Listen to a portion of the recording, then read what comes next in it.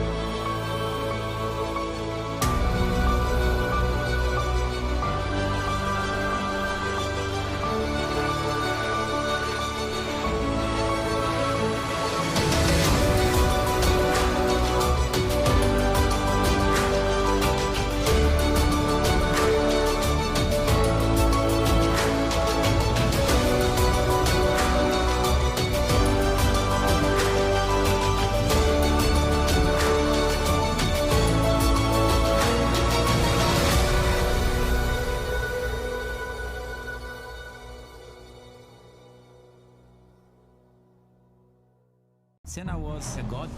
No one could even dream to follow him. I'm from a very humble background. The role of women at that time were really difficult. This is so dangerous. You are risking not only your life, but also my life.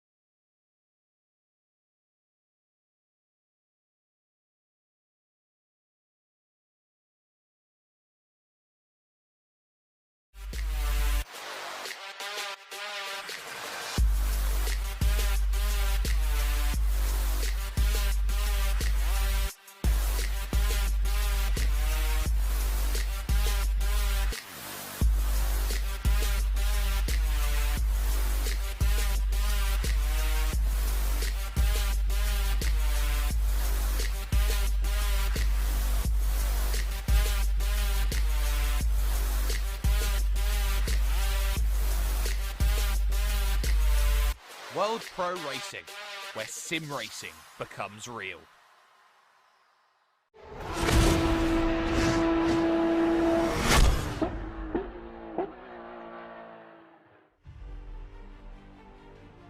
Ladies and gentlemen, welcome to the French Special. We are here live now across the globe, and we're brought to you by Gaming Malta, of course, AMD, HyperX, GT Omega Racing, and of course Thrustmaster. And we are live across ESTV, Motorsport TV, and TBM Sport. But I'm not alone. Look at this man right next to me, Nicholas Hillebrand. Nicholas, welcome. Hello, how are you doing?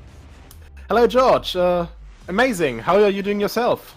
Oh, living the dream. We are here for the French Special. It can't get any better than this, I have to say. A very fascinating event, obviously made up of some of the best racers on the planet when it comes to sim racing, professional drivers as well, and also content creators. We've got a mishmash of a little bit of everything here today.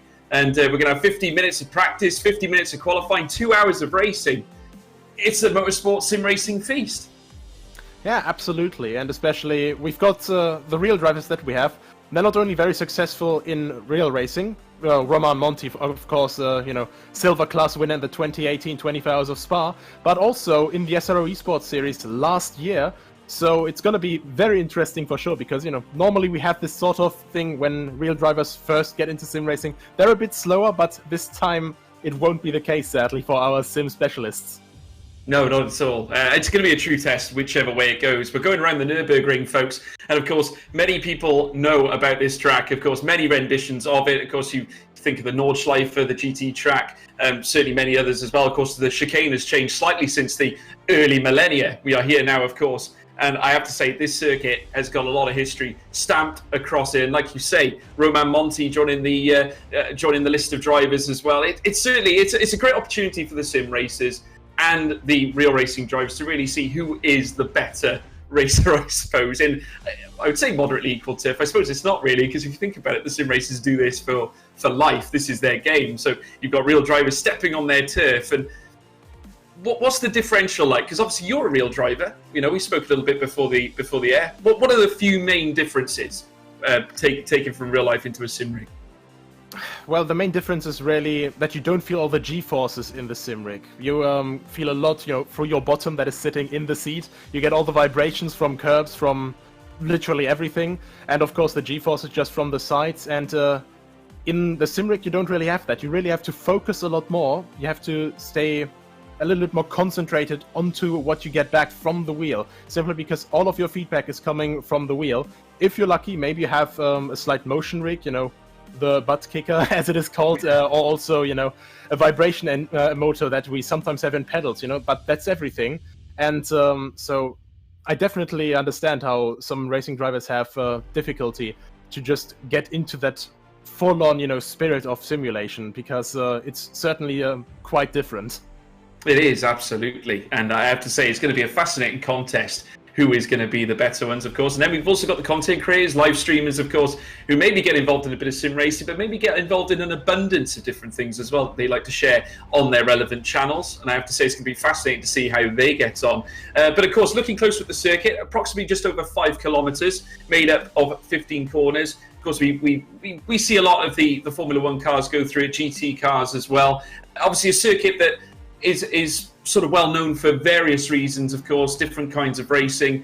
But I have to say, taking the GT cars onto the track, it's never a dull moment, isn't it? Never a dull affair. Lots of horsepower, lots of straight line speed. We're bound to see some incredible overtaking, surely. Yeah, absolutely. And, with Formula cars, you sometimes have the issues, for example, with the Schumacher S, up the hill, very fast corner, and it's a bit more difficult to overtake there. But if you get a good run through the Dunlop-Kehre down at Müllenbach, you get a very good run up there, and you can just stay side by side for essentially the rest of the lap. That's what just makes this track so special to me for GT racing. Absolutely. Well, I think we're very much ready to go out onto the circuit very, very shortly. Of course, we will be heading out for practice for 15 minutes, and there we can see the cars making their way around the circuit here. And I have to say, just look at them. Everdynamics, certainly the lovely looking cars indeed. They certainly pack a punch, I have to say, and they certainly will be putting pedal to the metal around this Nordschleife. But just look at them, well, not the Nordschleife, the Nürburgring, but just look at them whip through the chicanes. they're certainly leaving no stone unturned at the moment, Nicholas. Absolutely, and you can see here one of the teams that we see quite a lot of, RT93, which is a team that has also quite a long history already through simulation, also through other simulators, and that I've actually raced against myself a couple years ago for a Nordschleife endurance race. Then also H3 Racing, of course, and we have to mention this here. Normally we have a lot of these casual races, and these championships that we can just sign up to, with no matter what your skill gap is, that's what World Pro Racing is good for.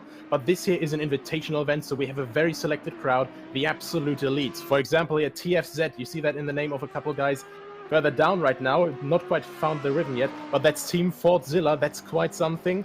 Le Mans Esports Series, definitely heard of that.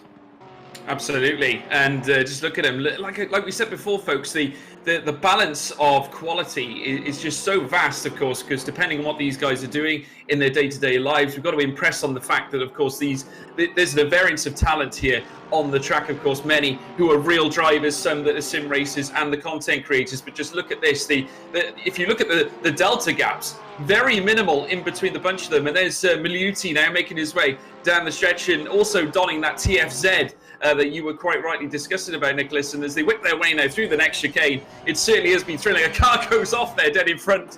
And as we now see, Miliuti coming into the paddock or into the pit lane.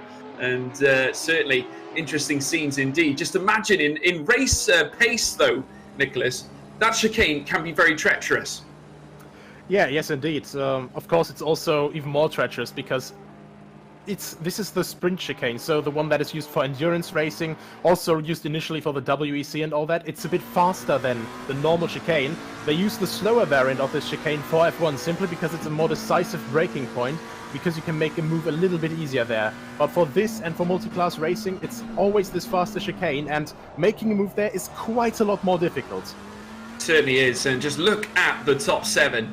And I know this is only the practice session, but they're literally separated by a second. And there you can see Akwizi there, currently in top spot. Minier in behind as well, just under 3.5 tenths of a second, which is absolutely extraordinary in P2, of course. A reasonable delta gap there, so Akwizi can sit comfortably, at least for the time being. But bear in mind, of course, it could well be a different story.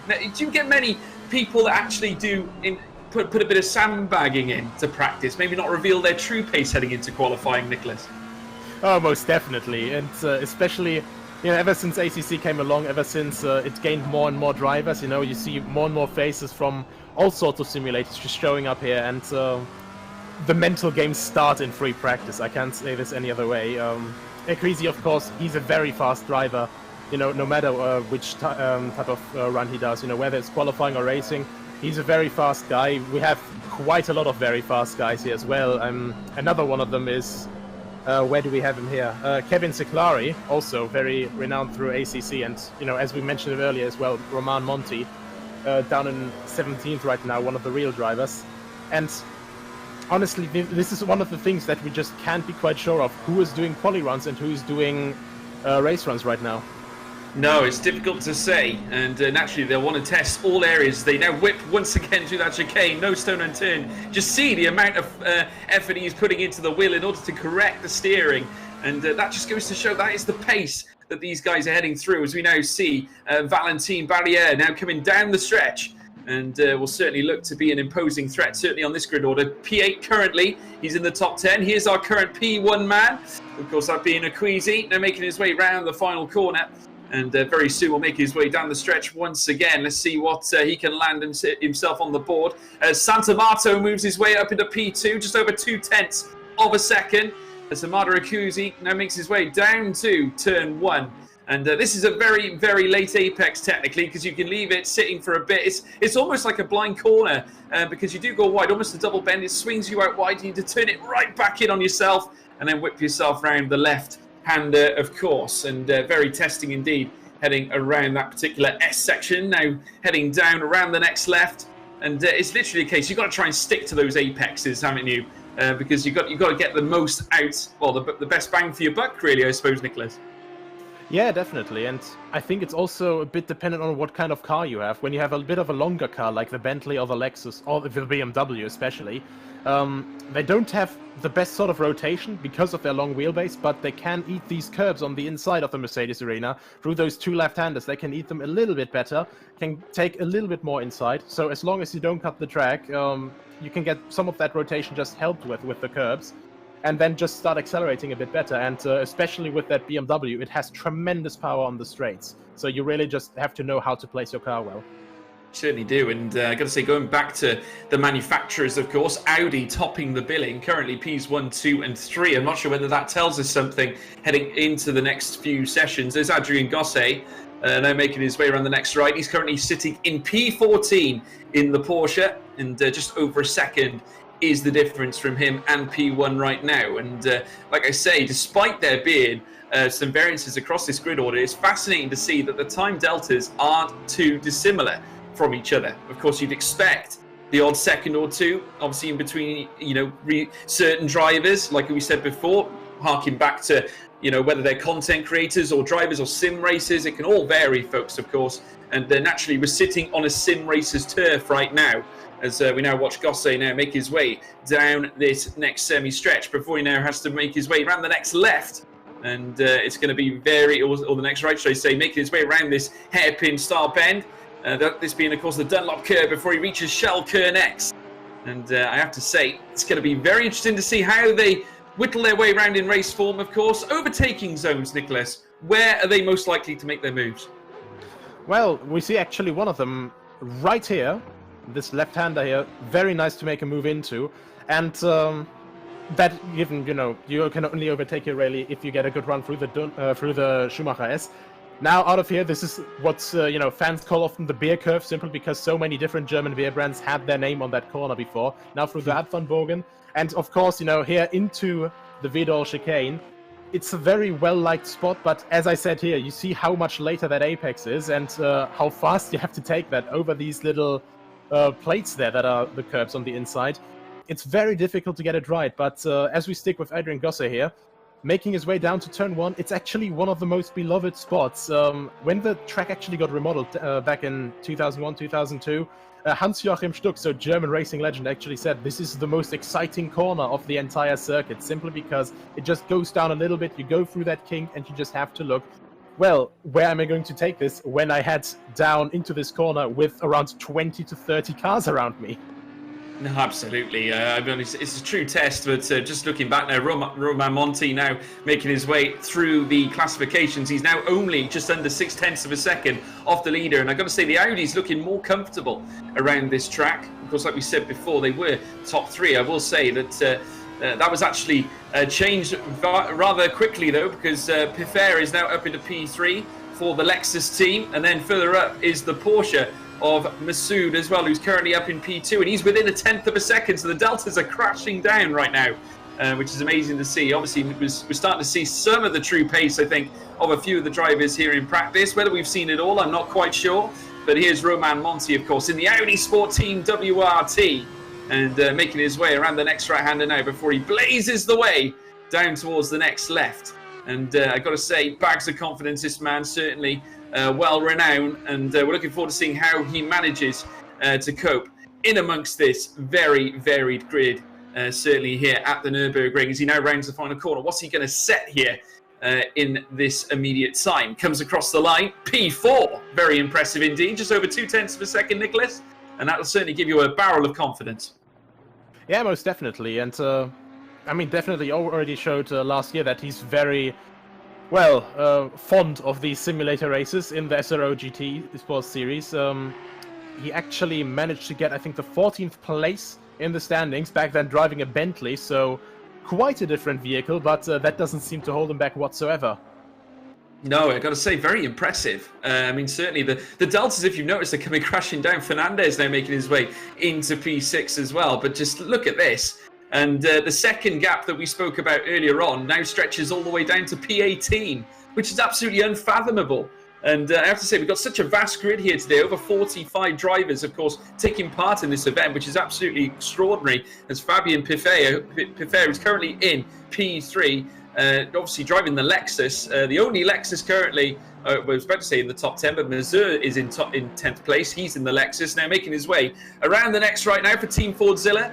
And as we now see him, just rubbing off the curb there. Now, that's a crucial point to consider, of course, because if you do get that apex wrong and touch that sand, that's obviously going to cost you massively in this, certainly at this circuit, Nicholas. Yeah, most definitely. At the bear curve, on the outside especially, you know, the curb on the outside, it's very often, you know, just seen as the racing line, but just if you get carried a bit too wide, which is just very easy to happen because it just goes ever so slightly off camber. So, you know, the gravitational forces just carry you a bit more to the outside than you would rather have. It can just lose you a lot of time, and that's definitely one of the places where drivers will have to look out for. Much like here now, this little section of corners down into the fault curve, which Valentin Barrère is moving through right now, it's just always, you have to use all of the track available to you.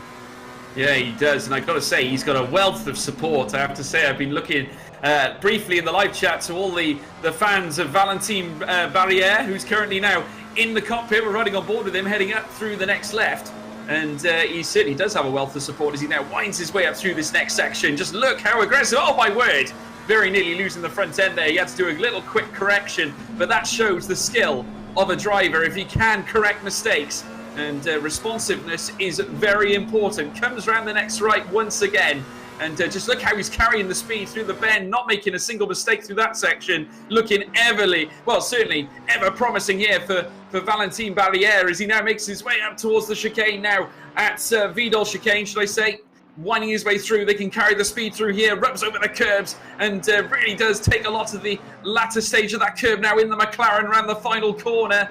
And let's see what Barrère can set here in practice with only within 20 seconds remaining as he comes across the line. And that was a sterling lap up to P6 and just over 2.5 tenths away from P1.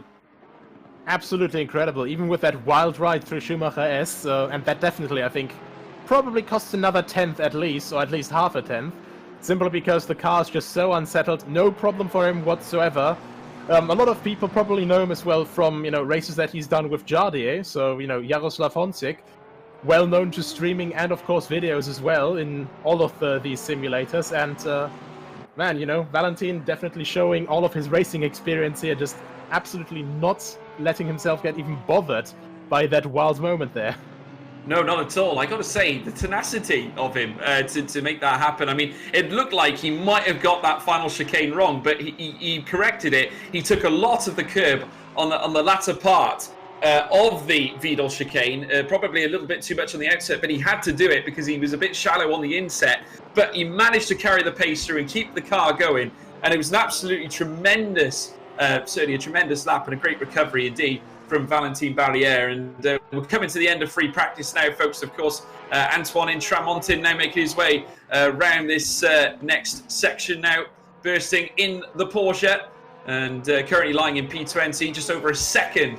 The difference there, of course. But I have to say, it's been a very fascinating session. Obviously, having a look at the track itself and watching some of these guys whittle their way around. And certainly it's absolutely stunning to see these different cars on the track. And that's the one big appreciation of GT racing. You know, there's so much variation, different manufacturers, different body shapes on the cars. And naturally, it means different setups as well. Yeah, most definitely. And not just, you know, as you said, you know, not just different variations, different body shapes, but also what we don't have in Formula Racing or prototype racing. There's just all different configurations where you can put the engine. We have front engine, we have mid-engine, and we have rear engine as well with these famous Porsches here. And I think it's going to be very, very visible where the strengths and weaknesses are, because of course mid-engine cars, you have to hold them under control all the time, but they get that rotation that you need, especially in faster corners. The front engine cars always stable, but a little bit tending to understeer. And then there's the Porsche, very, very good traction out of corners, and of course a lot of power with that straight six. But you have to look out in the lower speed corners and also just in the higher speed corners with oversteer into slower corners, and with understeer in the high speed corners. You do, absolutely. And I got to say, I think we saw a key factor of that, certainly Valentin Barriere with his immediate correction. And you have to say that just goes to show how quick these guys are going. You need to be rapid, need to be responsive, and need to be on the money, really. I have to say, it's absolutely incredible. We're going to be moving into qualifying very, very shortly now, folks, as you can now see. And there they all are, now out on track. And there's the man, the fan favourite, Valentin Barriere, out in his McLaren. Now, what can we expect from this man? Now, certainly things are going to kick up a notch now, Nicholas. Now, I know we saw a lot of pushing in practice. I don't think we saw nearly the amount we're going to expect here now. You know, what are the nerves going to be like for some of these guys? They're going to be a few butterflies in the stomachs now, heading through this qualifying session? I think for sure, because, of course, you know, this isn't like a big championship event. This is just a one-off event. So people aren't going to go, I think, all out, you know, as we can sometimes see with drivers. You know, there's prize money on the line, and people tend to hold their elbows out a little bit more. So I don't think that we'll see some of that here, especially since it's a 2-hour race. But, of course, it's a big invitational event. You have some real racing drivers here, you have influencers here, and of course, you want to show yourself from your best side. You want to represent your team well. As we can see here, Valentin Barriere, of course, member of Virtual Drivers by TX3. And yeah, I think it's just all going to come down to, you know, how well you can keep yourself consistent. And of course, how well can you plan your race strategy? Because after all, we have 2 mandatory pit stops in this race. We certainly do. And it's going to be up to the drivers where they apply them, obviously. And I've got to say, just look at this. The congestion on the circuit is unbelievable. Just look at them all piling up through the chicane. We're just seeing a live feed here, folks. Obviously looking at Valentin Barriere's car, but just look at the cars that are currently around him right now. There's literally a huge conglomerate of them. As now Frank Pedrozzani now makes his way, or Pedrozzini, should I say, making his way up through the circuit now. And I have to say, coming up through towards that next curve, I believe that's the Valvoline curve before he reaches the Ford, and now heading down towards the Dunlop curve as well. As there's Radouin Massoud as well. Apologies there for any pronunciations, folks. Obviously, my French isn't the best, but obviously watching Radouin now out on track. And I have to say, in the Porsche, and you'd imagine they just want to settle in at the moment, Nicholas. Just put in a couple of comfortable laps, maybe set the pace, just get comfortable, really, at this circuit, because Nürburgring can be a very treacherous circuit, as we discussed at times. Yeah, absolutely. A lot of people, of course, you know, they're not as scared of the GP circuit as the Nordschleife, simply because this is, well, when you have a mistake here, you're more likely to have your car survive that accident. And, you know, it's still recoverable. At the Nordschleife, you make a mistake and whoop-de-doo, after 1 meter, there's the wall. Here we have a bit longer runoff areas, but of course, still, you don't want to make mistakes here. And you can see here with these huge curbs, there's not really a lot of margin here to be made. No, you're absolutely right. The curbs are really raised, and I have to say, if you're really going to, you know, certainly plant your car in it, I mean, obviously they don't run the risk of front wings like you'd see in Formula One as such, but certainly the ride height on these cars isn't overly high. In fact, it's extremely low. So naturally, if you catch the curb ever so slightly wrong, it can send you very easily into obscurity. And there's Christophe Makur there making his way around the track, as well as Pedrozzini, who's currently in P7. The first times now being dealt in now, folks, and Acquisi now down in P2, just over 2/10 away from Massoud now, as Romain Monti moves up into P5, just under 5.5 of a second. So encouraging there from Monti. And there's Kevin Luan now as well, making his way through the chicane in the Porsche now. SDL Esports by Logitech team now making their way around the final corner. And as soon as they make their way down the stretch now very, very shortly past the paddock, here comes Luan. Where's he going to finish out on the track? He comes out, no time set, up to P6. Just under 0.7 of a second. Very nicely done indeed. And a second is all that separates them right up to P9. So sensational lap times being posted already, Nicholas. Absolutely. I think they're still going to be a bit faster here. These we are running, of course, with the new 2020 spec BOP, which is a bit tricky to guess sometimes, because the BOP, of course, of the cars, you know, just the restrictor, the turbo boost, and of course the weight of the cars is a little bit different to the 2019 and 2018 seasons in the simulator. However, the big part here is the new tire model that simulates the new compound of Pirelli tires used in the last season. And of course, you have to look out, because the sidewall got changed quite considerably, so the cars lean a bit less on the tire, and also the tire just finds its pace in the second flying lap. So these are the first couple banker laps that we just saw, and now we're going to see the absolute maximum pace they can get out of it from now on, if they can get this lap together. Yeah, it's all about track generation as well, because obviously as the track begins to heat up, you know, the rubber on the tyres begins to get a little bit more sticky. They can get extra grip heading into the corners, and that's going to really aid them to really land a better lap. Now, here comes Naga now coming through the next chicane and just rising through the final corner. Certainly driving the Audi Sport now, heading down the stretch. And where's he going to land himself for the Naga Racing YouTube team? Down the stretch. And certainly that'll post him in P22, just over 1.5 seconds the difference. And I've got to say, an absolutely stunning shot there as Tremontine lands himself in P3 as well, just over 4 of a second. But Masood is still currently on top spot. Akwizi in behind him as well. He's got a little bit closer. He's 1.5 tenths away. But Valentin Barriere up into P5 as well. And I want to get your predictions as well at home there, folks. If you have your predictions, who do you think is going to be on pole position come the end of this qualifying session? Any thoughts from you, Nicholas, based on what we've seen so far? Absolutely difficult question, and of course, you know, I've basically raced half of these guys here on track, and especially the guys in the top 10 at the moment. It's a very difficult guess. If anyone knows, you know, surely, don't you? Well, the thing is, we have Kevin Seclari currently in 9th, and I would wager to guess, because overall the McLaren 720S, it's a difficult car to get 100% right. So at Silverstone, for example, it's an absolutely unbeatable car, but come over here to the Nürburgring and we can already see, you know, Porsche, Audi, they are absolutely at home here, quite literally. And so I would be very, very hard to guess who would get pole here. But of course, Masood, Akwizi, Seclari, of course Monty from the real drivers as well, and Santamato. And of course, Valentin Barriere here, they're all excellent drivers, not to, you know, put down the other drivers. I've raced against them firsthand. I don't know, you know, their racecraft, their one-lap pace, it's all absolutely top-notch. So I'd be absolutely hard-pressed to guess who will have the last laugh here. Well, I got to say, Romain Monte with a very good time, nestling himself up into P6.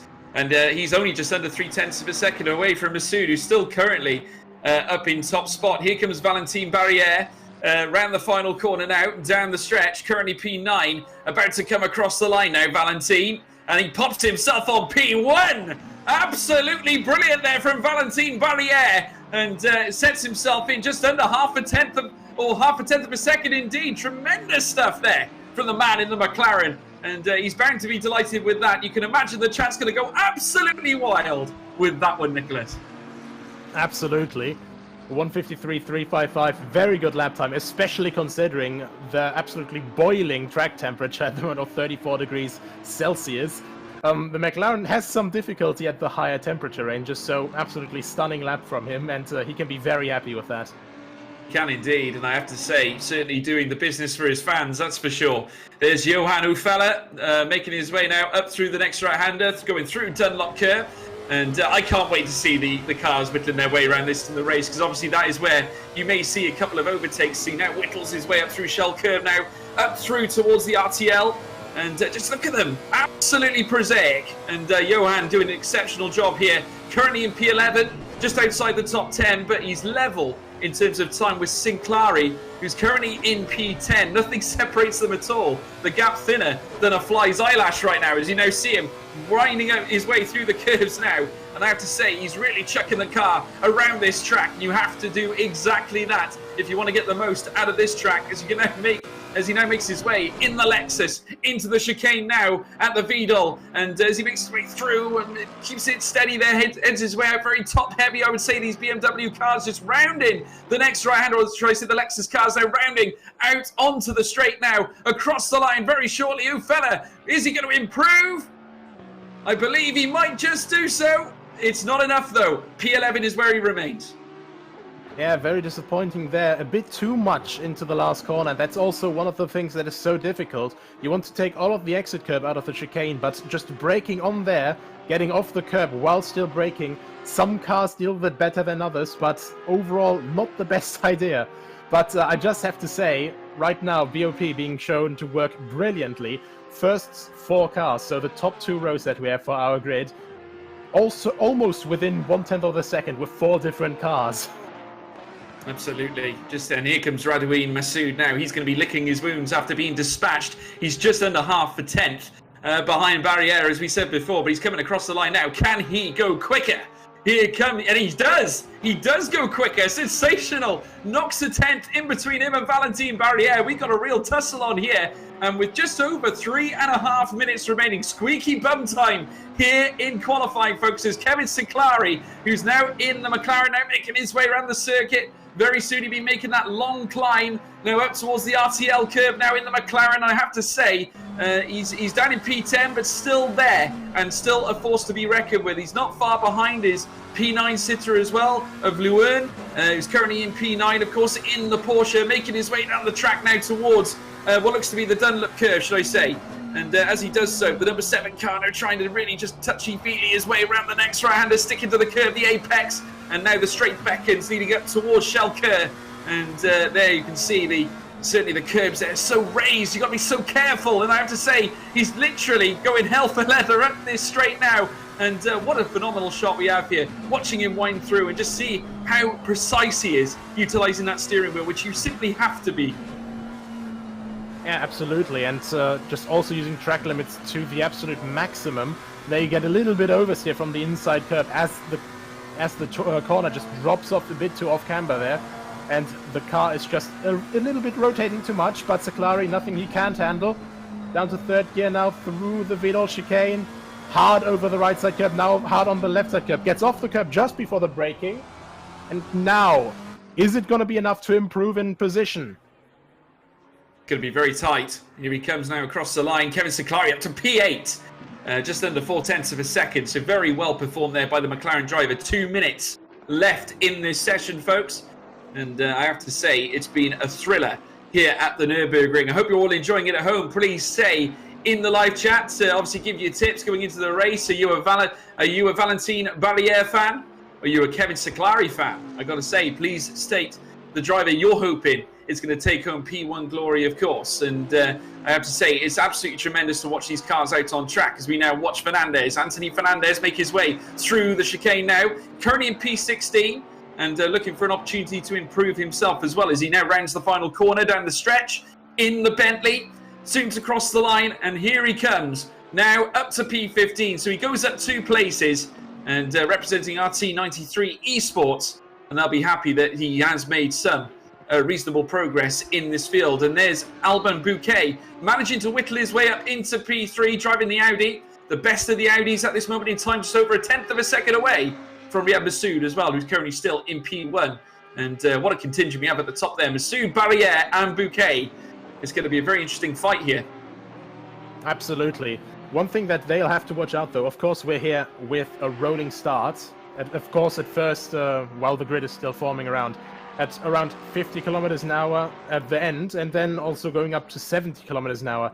So everyone is at the same speed, everyone is slowly rolling towards the start, as we have one very enthusiastic fan on the virtual grandstands there, as we sadly can't head to the racetracks ourselves.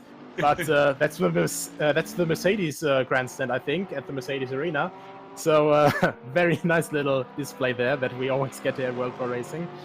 But as I was going to go back to that point, I think the turbo cars, so the McLaren, the Aston Martin there in 6th place with Dorsch, they will have a bit of a hard time, I think, against the Porsches, the Audis and the Lexuses, simply because with a naturally aspirated car you have a bit more direct power.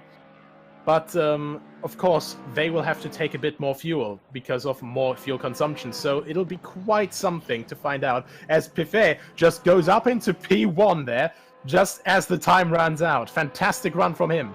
Oh, superb timing there from Fabien Piffet. And I'd say here's Kevin Leuven now making his way around the next right. Of course, it's been Dunlop curve, heading now up towards the Shell curve.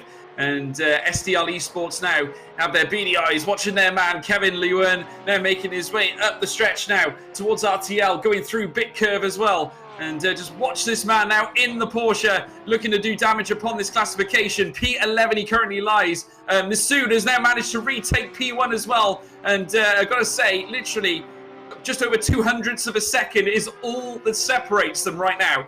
As Leeuwen now makes his way up through the next right-handed curve now at Bogan. Now up towards the Vidal chicane. Here comes the Porsche.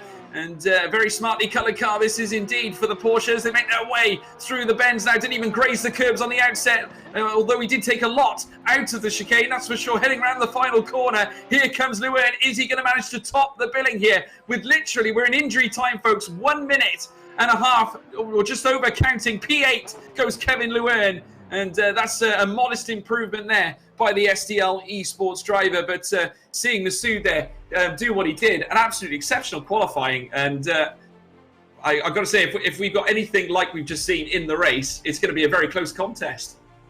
I think it's going to be even closer in the race because, of course, qualifying, it's a bit difficult to say always, what kind of setup they were running, but because sometimes a lot of these pro drivers, they do prefer absolute hot lap setups, so they prefer the most out of the car. But of course, those won't work on the tires. You will have to conserve the tires for at least around 40 minutes, because with our 2 mandatory pit stop, the 2-hour race, if you just split that in 3 beautiful parts, that is 40-minute stints, and we'll have to see who decides to do that, because obviously you can decide to do very differently, of course. Yeah, it's amazing. I mean, obviously we look at various other series in the calendar, of course, when it comes to pit stops and things of that nature. Strategies vary depending on what series you're representing in. But of course, when it comes down to endurance racing, things may not seem to matter, but they actually do. Pit stops are very vital. Obviously, strategies are so important, imperative. And you can imagine that those who are involved in teams are obviously going to be having discussions as to what the best route of action is in order to get the best out of their car heading into this French special event. We're going to be in for a real fantastic one, folks. It's going to be absolutely brilliant. And if you haven't done so already, please make sure that you leave a like and subscribe to the relevant channels as well. I really hope you've enjoyed the broadcast here, of course, and certainly the initial stages of this race we've already seen. Practice has been thrilling, qualifying more so. I can only imagine the race is going to tip the scale, and we're going to be seeing these drivers go all out, looking to challenge for the victory here at the French Special. But I have to say, the Nürburgring, historical as it is, plenty of opportunities for an upset. We saw a lot of the cars maybe a little bit upset heading through the chicane. And do we think that could be a very, very, should we say, a dramatic part of the track? Could we be seeing some major offs at that point? Most definitely. I'd say the Vidal chicane and probably the Michael Schumacher S, they're gonna be big drama points, especially because you don't really need another car to have contact with. You can just mess it up yourself, simply because you have these huge curbs. If you hit them slightly wrong, if you just, miscalculate a little bit, because of course this is a very high-end simulator. If you have a bigger fuel load, of course, your car is going to sink a bit more into its springs. You're gonna have a little bit lower ride height. And of course, it's going to act a little bit differently then when it also weighs more when you hit these curbs. So people will have to adjust to everything. And I'm looking forward to how well these drivers will be able to do that. Absolutely. It's going to be a thriller. And very, very soon, folks, we will be going out onto the track to watch them head out on the pace lap before they all of a sudden cross the line and the action will get underway. But obviously, we want to hear from you as well, who you think is going to be stealing the show here today. Will it be Valentine Valliere or will it be somebody else? I got to say, a lot of fans seem to be crawling around Valentine. The live chat was buzzing, I have to say, with the news of this man was racing. And I don't think I've ever seen anything quite like that before, but incredible scenes as we now head over to the classification. As you can see them all grouped up on the grid on the pace lap. And now, if there weren't butterflies before, there will be now. Because how important is a good getaway in a race, Nicholas? Well, especially around such a critical first sector as here, I think you can definitely win a couple of positions, but you can lose even more.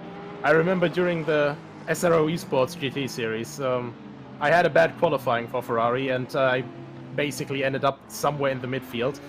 Through the first part of Mercedes Arena, I gained around 10 positions, and then just at the exit right here, There was just one car turned around, I tried to avoid it, and a Bentley behind me sadly just didn't anticipate that.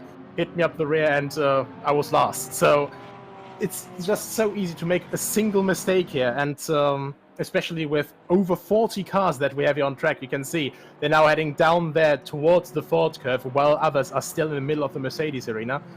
I think you just really want to be careful not to make mistakes here, and if you make a mistake, you have to be so careful not to rejoin in a less than intelligent way. No, absolutely. You're absolutely spot on, because you've got to think that there's going to be a huge conglomerate of cars that are going to be making their way through the circuit, so no one will want to have their race endangered. But I have to see, there's Radwin Masood, who's currently on top spot and enjoying that after a sensational piece of work in qualifying. Fabien Pifer just behind him there as well, as we now have a look at the cameras in the bottom. There you can see through our helicopter camera of the cars that are making their way through this next section. And I have to say, stunning shots here of the Nürburgring. And it's such a gorgeous looking circuit, and it's been on the calendar and certainly around for a long time now. And never ever a dull race round here. And I don't think we're going to be seeing a dull race here today, Nicholas. I mean, what are your anticipations? Is it going to be a case that the leader can run away with this, or can we expect there to be a huge tussle at the front? I really don't think so. I think especially with these two mandatory pit stops, we'll have a tussle until the end, as we have these beautiful shots here from our favorite drone pilot at WPR, Nathan Mifsud. And yeah, this is one of the nice things here as well. We can just see this wonderful shot that we normally don't get to see. But yeah, as I said, it's going to be a tussle till the end, especially for the first corner. It's not abnormal to see 4 wide entering into that. And even then, you know, you can still stay 3 wide through basically the entirety of the Mercedes arena. So people really have to look out how to pick their fights. Yeah, they will. And you can now see them slowing down steadily as they now wind them up. Just look at that. And looking in the bottom screen, you can see the excellent piloting of the drone camera by Nathan Mifsud as well. So well done to you, sir. Excellent stuff indeed, as they now wind their way out of the chicane. And very shortly we'll be seeing them put pedal to the metal, and we will soon be go here at the Nürburgring as they all line up here. And brace yourselves, folks, ladies and gentlemen at home. I hope you're all enjoying the coverage here, and we're very much ready to get underway. Here is Masood, Pifer alongside him, behind Valentin Barrière as well, in behind Bouquet, Ukwizi watching him in the midst too as they cross the line and they put pedal to the metal. It's green flag, it's go, and look at this. By the looks of it, you can see a white car there on the left-hand side. Masood, though, still in front. Fair, Valentin Barrière as well, just stuck in behind the 3 cars. They round through turn 1, but still on top. It's Runaway Masood, who's still on top spot, in behind as well. And Fabien Pifer, as well as Valentin Barrière. A couple of places, Bouquet's there too, so is Ukwizi, but a phenomenal start, very clean. They're just trying to string their way out across the track, but look at Barrière now, trying to fight back, throws it down the inside, tries to make up a position. He's currently in P5, but on a rescue. They go 3 wide now, heading through the next section. As they do so, it's literally who's bravest. Valentin Barrière now scuppering, loses spot, and what was certainly a spot he could have gained. He's still in P5, still trying to whittle his way around the circuit, but extraordinary scenes. He gets pushed wide, and now he's down to P6. Phenomenal scenes, Nicholas. Absolutely. You can just see how good these guys are at racecraft. No touch there, no rubbing even, as they went 3 wide into that. And now still, you know, completely driving up to the utmost limit where the front end of their car will reach. Now coming up into Schumacher, as now, of course, they don't have as much aero as Formula 1 cars, but still, dirty air is a thing here, as we have Zielinski now here on camera, and that is the Aston Martin right in front of him. That's Sanier, who actually made a mistake there, and of course Zielinski immediately down the inside for the next left-hander, makes the move clean down the inside, and now the Bentley right behind that. I think the Bentley lost out a bit. There was Fernandez, so Fernandez just trying to make up on the mistake that he made earlier in the lap, and absolute action wherever we're looking. And there's Sebastian Britz as well, and he's under significant pressure because here comes Naga down the inside, well, certainly, or the outside, whichever way you want to look at it, and now creeps his way up towards the next chicane, and now, of course, Britz holds on, but I have to say, look further down, Naga is in trouble. Motorsport, they'll be delighted that he's got away cleanly and certainly battling in amongst this field as the train of cars whittle their way through. Such a long train indeed. The battles have been plentiful as we go wheel to wheel again, Nicholas. Absolutely, but one thing that I've just seen, Romain Monti and a couple of other drivers, I think Santamato and someone else, they all went to the pits already, did their first mandatory pit stop. So that is quite interesting here. We see all these cars here, of course, and they're all battling, they're all fighting, all holding each other up a little bit. So maybe these guys, Romain Monti, Santamato, and I think that's the car with the number 78 there. So I sadly can't quite sort that to a name at the moment.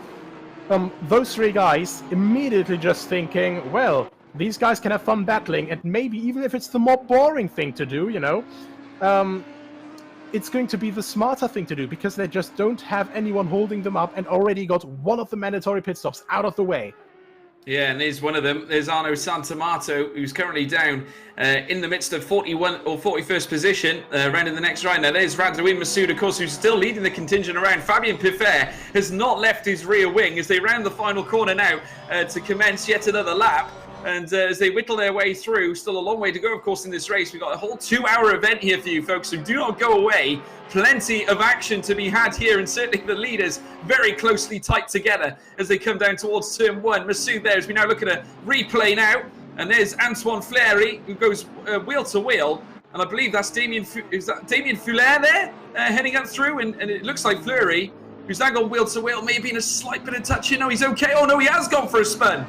He has gone for a spin, shall I say. He's gone off the track, manages to recover, but just look at that. In the space of no time at all, loses and drops all the way down the field. As now we're back on board with Massoud, who's now under pressure here from Piffert. They're going wheel to wheel now, up towards the next left. And as they do so, just look at him here, nose to tail. And in behind, there you see Piffert. He'll have the upper hand, heading through Ford curve. Gets it done, brilliant, and now Massoud in trouble once again. Here comes Bouquet, Albin Bouquet here, the Frenchman now, the East Performance Racing Team, wheel to wheel, through Dunlop curve, brilliant, absolutely brilliant, but not for Massoud. He drops down 2 places, an exceptional piece of racing there. Absolutely stellar work, what a move, around the outside of that left-hander down the hill. And then, of course, the gap was open. Bouquet didn't think twice. Fantastic driving from everyone involved, of course. And still, just a slight little touch, but nothing bigger. This is just the absolute perfection that we have here in racing. And now look at this, Massoud. He hasn't given up yet. How much closer he's getting into the corner. You know, this is the power of the Porsche. The braking points here are just way later than in some of the other cars. Yeah, Radouin Massoud is obviously looking to try and clamber back his positions. He obviously didn't anticipate to lose it so quickly, but have a look at this. We've got Loic Van Ack now, currently in P17, going wheel to wheel with Poulin now. There's literally nothing between them heading into the next bend, and certainly Van Ack now managing to hold on, but just look at that. Poulin is not letting him go here. Certainly looking to make a move potentially down the stretch as they round the final corner, and you have to imagine the Porsche would fancy a go here as they head round that final curve. Now down the stretch, you'll have the slipstream on this car. The Bentley now in jeopardy as they head down towards turn 1. Is he going to get enough straight line speed? The Bentley looks to have far too much on him here. Will it be a late break here from Poulin? No, he's not going to go for it. It's still going to be Van Ack holding on to that P17, but just look how relentless these guys are. Tremendous racing already at the start of this race. We're only 7 minutes in, and the electrifying moves here have been absolutely extraordinary. Here's Maluti. Jeffrey Maluti now heading down the stretch, and once again those raised curbs allowing him to come through there. That was Flore Barbe that he passed there, and Maluti, bent out of shape there, that's for sure, winding off the track, and that relegates him further down the field. Not good at all there, Nicholas. Yeah, slight bit of overcorrection, but of course you want to go for that gap that obviously existed there. Went alongside, and then the car which went off track, I think that was the number 012, just very, very unfortunate there, just misjudged the gap a little bit, and maybe Maluti just a little bit too aggressive on the turn in there, because obviously, well, Flore Barbe can't quite disappear there completely from now to the next second. But yeah, a little bit of a miscommunication, bit of an overcorrection, and this is how quickly you can lose some positions. So I think this is also what these top guys are very wary of. You can see once again Massoud right behind Bouquet, now down the straight through that Van Bogen, and both of them just completely trying to hide behind this little Lexus there, which is not quite so little actually. No, not at all. It's not so little whatsoever. Very chunky, in fact, and And I kind of mistaken it in qualifying, as you viewers might have heard, with that of the BMW. Both of them very chunky cars. As we're now witnessing them head down the stretch. Bouquet currently in P2, in behind as well. Massou, who's now looking to tee up yet another move, or hopefully a recovery move if he can. Bouquet still in P2, approximately just over 0.4 of a second in behind Fabien Pifer as they come down into turn 1. And taking the slightly neater line perhaps there from Bouquet. He's literally riding the rear of that Lexus car now. The Audi looking to pack a punch here at the Nürburgring as they head around the next series of corners. We've got another replay to show you here, folks. Here is Maluti, Jeffrey Maluti down the inside. And looks like he's going to try and get the move done here. Oh, a real nasty bump there. And he does turn. Oh, my word. A crunching incident there. And Maluti rejoins, but certainly not. Certainly, I can imagine hearts in the stomach moment there, Nicholas. Yeah, I think this is one of the incidents that will soon have our FIA accredited stewards on.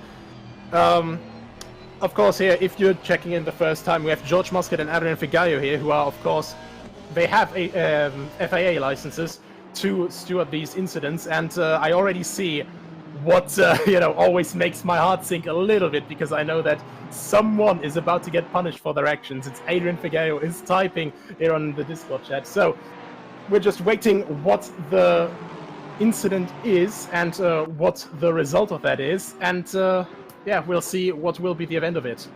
Yeah, very lucky here, folks. Certainly in this stupendous event, we've got some cracking stewarding happening here as well. So we will get the verdict from them very, very soon. In fact, we got word here, instant lap, car number 108 on 30. 10-second penalty applied to car 108 for an avoidable incident. So very instantly punished as a Mercedes. I think that's a Mercedes going off in the background there, Nicholas. Yeah, I think once again, just a bit of trouble there through, I think actually that may have been Fleury, I think. Number 17, so once again, you just take that curb a little bit wrong and the car immediately just says, oh well, the left-hand corner ends here, but I think I'll keep turning for a bit longer. Oh, absolutely, absolutely. And now we're going to see a replay. And there's Hamada Akwizi, of course, who was electrifying in the earlier sessions. He's still doing extremely well now. He's in P4. And oh my word, yeah, just a lot of oversteer. I think he just snapped the steering. And the Audi now spinning off and onto the track. Luckily enough, he didn't go too deep and had the certainly had the foresight to reverse the car backwards just to avoid any potential contacts of. Oh my word, another spin, and that's certainly going to damage his prospects in the initial stage of this race. And we spoke about that chicane, Nicholas. It's really, really dangerous, isn't it? Absolutely. It's just you overcook it a little bit into it, and well, you're instantly going to burn yourself, so to say, to keep it in cooking terms. But yeah. Very good car control for him to keep it as it was when he rejoined the track, because that was just after the turning point, so just barely off the racing line. Very well handled from him. But the big issue that he had there, then, a bit too aggressive on the throttle. The traction control can't quite control all of it, and that's where he lost most of his time. So sadly, now at the end of this very long train, and this is going to be another recovery drive for him. Yeah, stewards are obviously also updating us now. Car number on lap 1 incident, car number 888 on 108. 5-second penalty for car number 888 for an avoidable incident. As we now watch Massou once again letting fly at Bouquet. And of course, 0.4 of a second separates Fabien Pifer and Bouquet. But just look at Massou, because all the time while Bouquet and Pifer are battling each other, it is opening the door for Radouin Mousset, who's now currently making his way down the stretch once again, and certainly the Porsche looking to maybe try and clamber. Just look at Bouquet there, having a little cheeky look down the inside of Pifer. Can he find a move? Not this time, but look at the, he's got in deep to try and get a nice, certainly a nice switchback potentially from Massou. But he did have a little nose there, and it's interesting to see, certainly none of the top 3 cars leaving each other with any sleep right now. They're literally going for it here and really looking to try and take that P1 spot.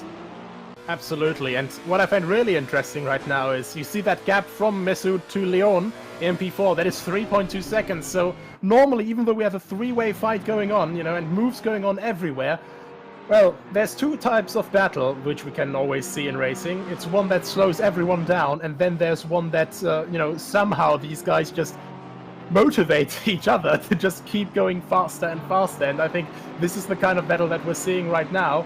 the gap actually going up to 3.3 seconds now as they're still fighting. Yeah, they are, and I got to say, got a bit harum scaring there. Zielinski was certainly nearly took a tumble off the track there, but there's Lucas Sagnier, who's currently in P13, currently got Mazur in P12 ahead of him, and we're now watching them pull their way through this next section of bend. We've also got the view from the top of the billing in behind, as we now see Masu having a nose there as well. There's Nico Paulin off the track as well, P17, and he'll soon be relegated further down the table, off the track and in the grass. And just look at that, the conglomerate of cars now passing him is Bouquet now, holding on to P2. And there's Michael Mizur, who's now going to be at the mercy of Lucas Sagnier, who's currently at P13 and potentially looking to make a move. Ufella and Kuhn now also going wheel to wheel now as Kuhn tries to defend here from Ufella as they come up through the chicane. Oh my word! And Kuhn in the Porsche goes off the track, and that will allow Ufella to take the advantage here into P10. And excellent foresight there from the Lexus, finds his way through, just utilised his moves behind the Porsche so well. And now Ufella holds on to that P10 spot. Kuhn down to P11. Phenomenal scenes there, Nicholas. Well, very well held from him overall, and that is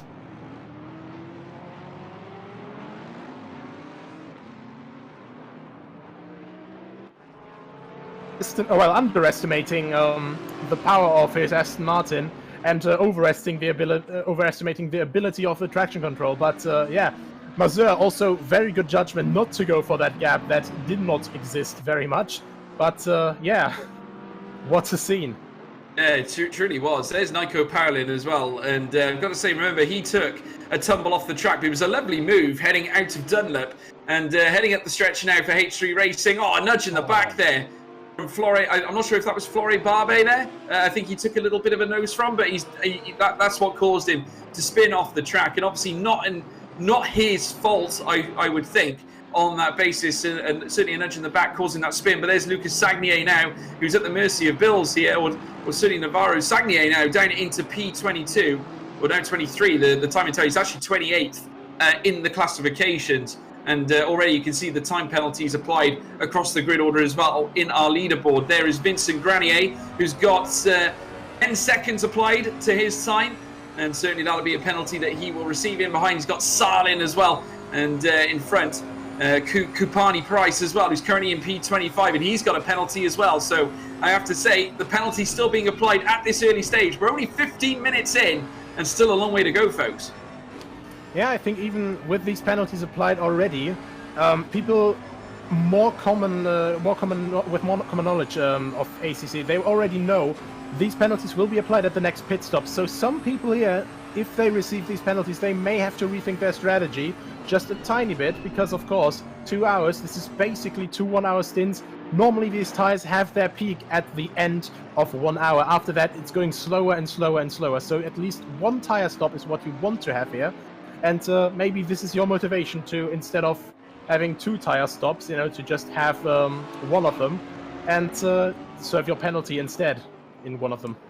Yeah, well, there's Zielinski now. Remember, we saw a battle there. He lost the rear end there slightly, and that could potentially allow Kuhn to make a move here as they come out now, heading down the stretch. And this is at a Valvoline curve, as we now see Josef Kapani Price now making his way around this next section, down towards the next left, trying to go wheel to wheel here with what looks to be, I think, is that Vincent Granier there in behind him, I have to say, or now in front of him indeed. And Vincent Granier is now up into P25, so gets the move done in the Bentley and separated by a mere, I believe, 0.2 of a second, so nothing separates them, but certainly the battles will be certainly lighting up here at the Nürburgring. But those two have been certainly laying down exchanges on each other now for quite some time. Zielinski coming around the next left in behind. Kuhn as well, trying to garner a little bit of speed as well, a bit of straight line speed that can potentially open the door for a potential overtake as they wind through the next left. And certainly all strung together. There you can see Fernandez just watching them in the midst. And certainly that's exactly what Fernandez needs to do. Just sit behind, let them battle, and potentially he can come through and take it as they're battling, because that's generally a tactic that can be quite useful. Absolutely, and especially when it's this situation here, you said it before, you know, Fernandez can just sit behind them and watch them rustle and tussle, and maybe someone of them just tussles a bit too much, and in the ensuing chaos, it's easy pickings for the Bentley driver right behind them. So really something that they will all have to take a look at. And something that is also worth a little look at right now is our current weather prediction, which is at the moment just a bit cloudy. And of course, it's also a bit later in the evening in the in-game time. You can see they're almost 6 p.m.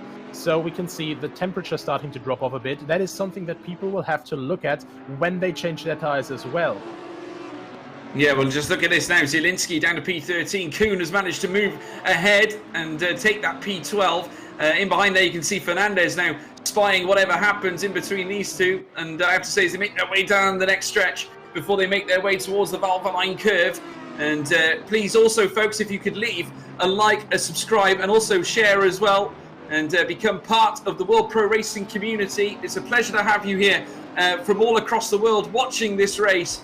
And I have to say, televised across many areas. And I have to say, it's a pleasure to be here at the Nürburgring, bringing you some of this action indeed. Zielinski still currently licking his wounds. Kuhn currently in P12. Fernandez still watching on intently to see if any mistakes get made as they come up now towards the next left-hander, crawling up now very soon towards what will be the chicane before they head towards the start-finish line. They've got this real incline to take.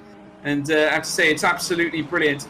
We've got a times 5 scale going on here, so it will be going to dark very, very soon, and that'll present a very different test to them, Nicholas. Absolutely. And especially one of the things that, you know, is not so common knowledge as well, the tire pressures you have to adjust, and that is, look at this overspeed from Zielinski, looking to the outside now for the Vidal chicane, and actually gets the move, not completely done, but gets it done over the inside curb of the second part. But now, that is actually just Kuhn, just the switchback, and now the Bentley, just as I had predicted earlier, waiting a little bit longer, gets the cleaner run, and at least one of them is past now. I think we just looked into our crystal ball there, didn't we, Nicholas? I have to say, unbelievable. As Zielinski now looks to tag back, he's frustrated after that move was carried out there by Fernandez, who did exceptionally well to tag back and certainly wheel to wheel now around the next left. This is music to the eyes of Kuhn, who can now carry on and spring a gap because these two are now battling against each other. And certainly Fernandez in the Bentley has the upper hand in this section of the track. Phenomenal scenes here as now Fernandez has to sort of creep back as Kuhn flies away. Zielinski, should I say, has now got to stay behind Fernandez for the time being, but exquisite battling between those three. As now we're seeing Laurent Duduk-Price as well making his way through, or Laurent Duduk, should I say, P1CE. I read that as Price. It's actually the team, folks, P1CE, making their way through the next bend. In behind them as well, Charmot is there as well with Sain, and them three are now made up, or should I say them four, because it goes back to Brits as well, who's not far behind, and Charman now trying to make his way through the next bend, and clocking every move that Duduk makes as well, as they make their way down the stretch now. And once again, very shortly, they'll be taking the Dunlop curve. And I have to say, it's amazing to see that despite them being strung out in places, we've still got these little pockets of battles, Nicholas, which is always thrilling to watch. Yeah, absolutely. And even, you know, if it's down at 30th right now, something can always happen in racing. So if they just get the strategy a bit more right than the others, or if an accident happens up above, an accident like here, we already saw it quite often with the Vidal chicane, and also especially with the Schumacher S, you know. You can make a mistake very quickly, and if someone just misjudges the situation a tiny bit, we immediately have 1, 2, 3, or maybe even if they're really unlucky, double-digit numbers of cars off.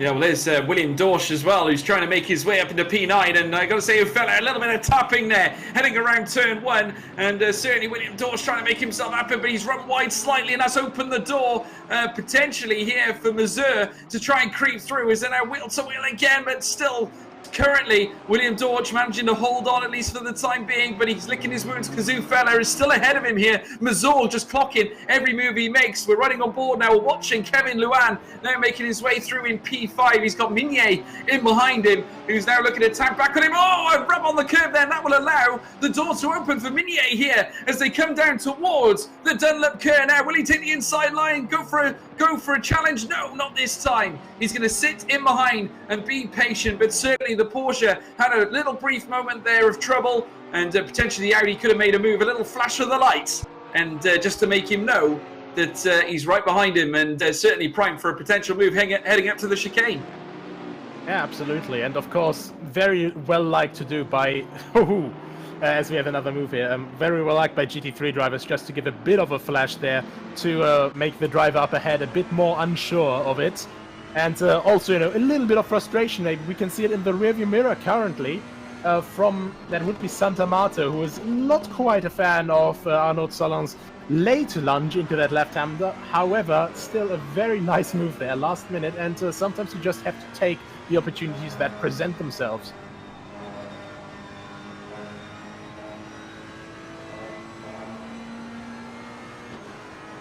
Apex, and it's absolutely thrilling to watch. Just look at it, Sayin now doing extremely well. He's got Charmant in front of him there in P31. Of course, the two Ferraris currently lying P31 and 32. And then you got Dudouche there in P30 for Bentley. Luis Alexandre is ahead of those, but there you can see Minier finally getting the move done here on Luan, and a great move indeed up into P5.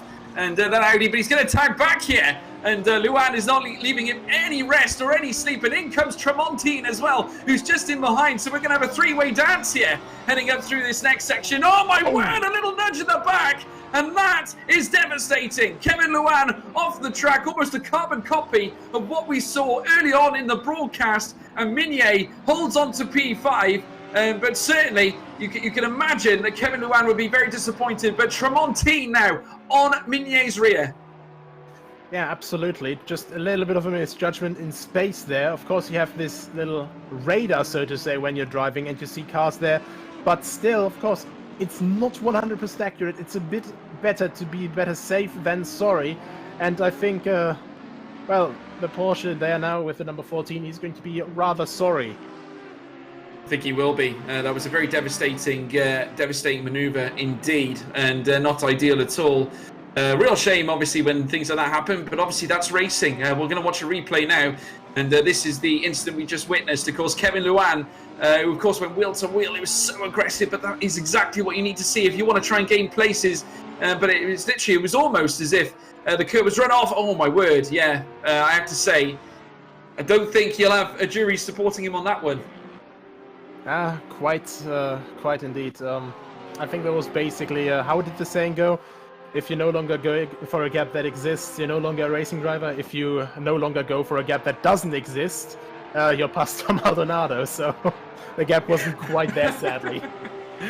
Very, very wise saying indeed, Nicholas. As we now watch William Dorsch now currently in P9, but he's being challenged here by Mazur as they come round towards turn 1, and Mazur taking the long way round, and certainly in the Lexus, trying to go wheel to wheel once again, but still William Dorsch doing his best to try and hold off the impending attack, but Mazur has got the faster line. They're still going to remain wheel to wheel as they round through the next left-hander, and exquisite stuff indeed. The switch back indeed from William Dorsch, trying to prove fruitful as they ran the next right, but it's too much, and Mazur manages to clinch up a P9 spot, and I have to say, very, very nice racing indeed.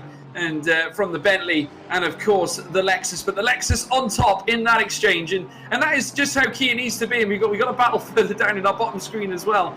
Amazing stuff indeed, and certainly this conglomerate of cars. There's no fear in amongst these drivers, is there, Nicholas? Because of course they need to know they have to challenge in order to garner any places or at least improvements in the offing, as we ride on board back with that battle. And Sebastian Luis Alexandre now currently at the mercy of Dudouche, who looks to have the pace and lovely exit speed as well. Rubs onto the grass. That will certainly not help his momentum as they come now towards the next right-hander. Still Luis Alexandre carrying a little bit of damage on his car, slipping it down the inside. Oh my word, Dudouche. Oh my word, not something you like to see there. Luis Alexandre piling up on the cars there. And again, I'd imagine that is another one the stewards will take a look at. Yeah, so Santamato, I think his strategy didn't quite work out for him there. One of the guys who pitted very early at the end of lap 1 and now trying to make his way through the back markers there, so to say. Even though, of course, they still haven't made their pit stop yet. But yeah, this is the big risk that you have to take care of. If you just come down wrong out of the pit lane, if you're coming out in traffic, you will be in the middle of cars that are quite a bit slower than you from time to time. And in this field of over 40 cars, that's a high chance. And I think Santamato will wish that he would have thought better there and not gone for that gap, which just quite frankly wasn't there. Meanwhile, Monty right behind him, he will welcome that penalty if it comes. Well, he certainly will, because he's getting closer and closer to the back of Santamato. Currently 1.3 seconds the difference, as Romain Monte now coming round the final corner, and in the Audi Sport Team WRT, making his way down the stretch now, and ahead of him Santamato. All that separates them now is a mere 1.4 seconds as they come down now towards turn 1. And once again, Luis Alexandre in the midst of another battle after he had to recover back onto the circuit, because here comes Fleury now down his outside. They're heading and rushing into turn 1. The Mercedes looking to garner a little bit of extra plaudits here as he rounds through turn 1, but still Luis Alexandre, he's putting the car in the right places. I must say, he's when it comes to defending, he is no slouch as he makes a mistake. Oh my word! That is different. Obviously, the oversteer caught him by surprise, I think, there, Nicholas. Absolutely. I think the traction control just didn't quite act as Louis Alexandre had expected. And Fleury, he just can't seem to catch a break at the moment. Just always on the receiving end of bad luck. And, yeah, nothing he could have done there, sadly. No, not at all. And there's Kevin Siclari in the McLaren, 0.2 of a second away from Ufala, who's currently there in P7. As they wind their way up towards the next chicane. Of course, the Vidal chicane, and Racing Line Motorsport hoping that they'll get an improve in their plaudits, but they've been doing extremely well so far. Siclari certainly seems to be a very prominent driver. Here comes Massou, still currently in P3 after being overtaken by Piffer and Bouquet. This battle has been going on for quite some time, and is that the darkness starting to shift over now, Nicholas? Yeah, most definitely. And right now, you know, as it's dawn, you know, the sun is very, very low. At certain points, turning into corners, it's going to get very, very difficult with visibility. This is also quite taxing. And then, of course, it's going to be bright as long as part of the sun is still visible. As soon as that's over, it's going to be dark. We don't have a lot of circuit lighting here, like, for example, in Abu Dhabi or Bahrain. So it's going to be all about the headlights of these cars, and I think that's quite something that drivers will have to get used to. Yeah, brave. It's going to be. It's certainly going to ask for more bravery around this circuit. Certainly around the Nürburgring, when the headlights come on. Obviously, your vision gets slightly impaired. It's not at its optimal like you would have if you obviously had the daylight currently over yourselves. There's Nizar Al Haddad now running onto the turf, and that's not going to help as Florent Barbe now goes past him and got very lucky indeed. There was a brief bit of contact there, but not enough to rattle Barbe off the circuit. He has got a 10-second penalty as Barbe, and Haddad now is literally crawling down the order, and he now finds himself in P17 after Gosset overtook him as well, also in the Porsche. In behind as well, Navarro in the Lambo, now trying to find his way through too. So we got a real big conglomerate in the midfield, but huge moment there indeed for Nizar El Haddad, and that's certainly not going to help in the early stages of this race. And naturally, we can see that some of the cars have obviously taken a few slaps here. Obviously, the damage is visible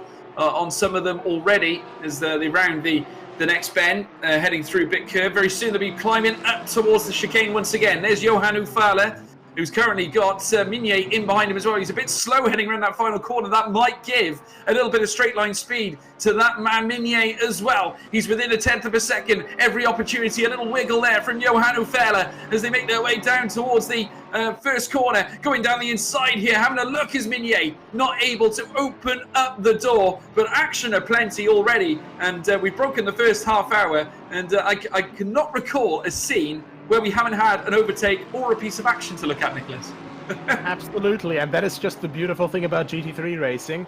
Of course, with ABS and traction control, it's a little bit made easier in comparison to GTEs and stuff, because you want to accommodate to gentleman drivers a bit more, but also because you have such an adjustability, you have such a wide range of variety, it's always a very mixed grid. It's always a joy to just watch these races, as we have, I think, a car just a bit slower there. I think that was the number 10 ahead. I think there was someone just in the gravel there for a moment. But nevertheless, Ufala finally glad that he got rid of some of those pesky guys right behind him wanting to overtake. But I don't think that'll be for long, because as I see it correctly there, I think there's lap traffic up ahead. It certainly is, and that can spell trouble as well. Albeit it may be lap traffic, but at the same time, it can become a little bit of a nuisance. As Matthias Kuhn now trying to make his way through. A lot of flashing happening out on the track, just letting them know, just keeping them honest as they come around the next left-hander. And Kuhn watching Mazur and Minier battle it out on the track. Of course, Minier has been right in the thick of it here.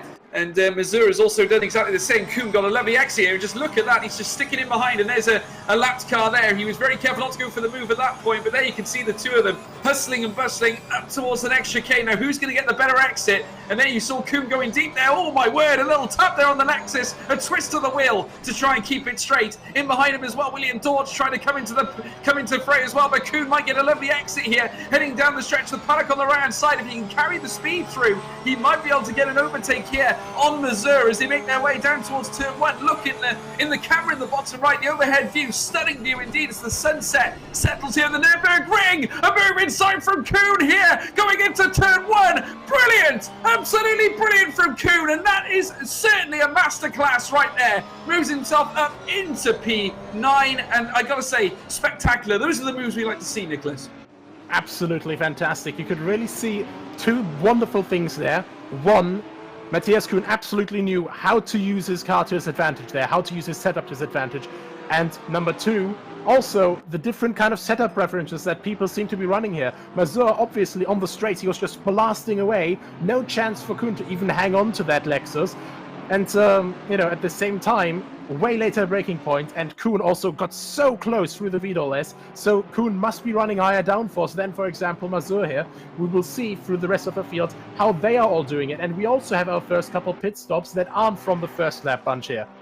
No, absolutely. And obviously that just goes to show, you can see them on the track map, folks, obviously all littered in the pit lane as Kuhn now up to P9, now letting fly at Minier, who's still currently in P8. And I have to say, it's been a very interesting race so far. P9 currently for Matthias Kuhn, as we said, after a great move there on Mazur.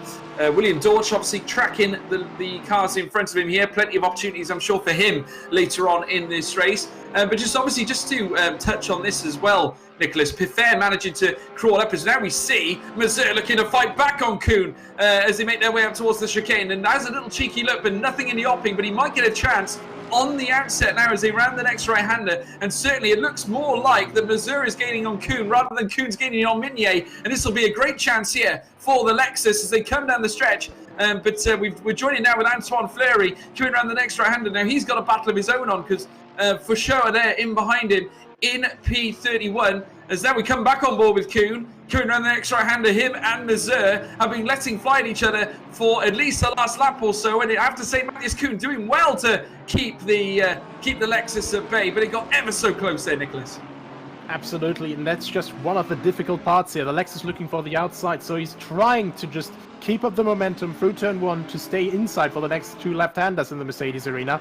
But of course, on the far outside, there's not much rubber there, there's not much traction there, and Mazur now has to overcome this big advantage that the Porsche has and low speeds, which is just this agility of the rear engine in this car because of you just have a very good front grip until you accelerate, and the Lexus has to overcome that, and also that it has less downforce currently. Absolutely, and you need it. I mean, downforce is key in tracks such as this, and sometimes you do need to utilise the accelerator in order to gain the grip on this track, but you've got to risk it at the same time. It's still an almighty risk. And I mean, we spoke about the curbs as well earlier on, and we talk about traction and grip, and obviously coming over the curbs, especially around the chicane, it's so treacherous, so dangerous as well, heading around the VDOL. But there we can see Dudouche in P22 in the Bentley. Just want to say a big thank you to all the viewers for watching this here today. It's been absolutely brilliant to bring you this action here for the French Special. And there's Laurent Dudouche there in P22. In behind, you got Sayin in behind him as well, who's currently keeping him honest as well. Half a second or just under that, just over 4/10 is all that separates those two. Ferrari v Bentley. Of course, a very fascinating affair. And there's Minier, Bryce Minier, coming into the pits. So now we are starting to see the strategies into play now, Nicholas. Absolutely, and I think that's actually a bit of a scratched up front there as well. So one thing that we also have to think about, you also mentioned this, we can see the damage on some of the cars here already. We can see some of the battle wounds, so to say. And depending on how tough they are, of course, they will lose you time because, of course, if your front end is completely messed up from a collision, you will have less front downforce, you will wear down your front tires more through that, because you have to lean on them more, and also, of course, you're just going to be slower full stop, also interrupt the airflow, so less top speed. All of that has to be calculated, but in the end, you always have to constantly calculate, is it worth me standing 10 seconds extra to repair this damage in the pit lane, or can I just try to wing it and still bring it in with a good position?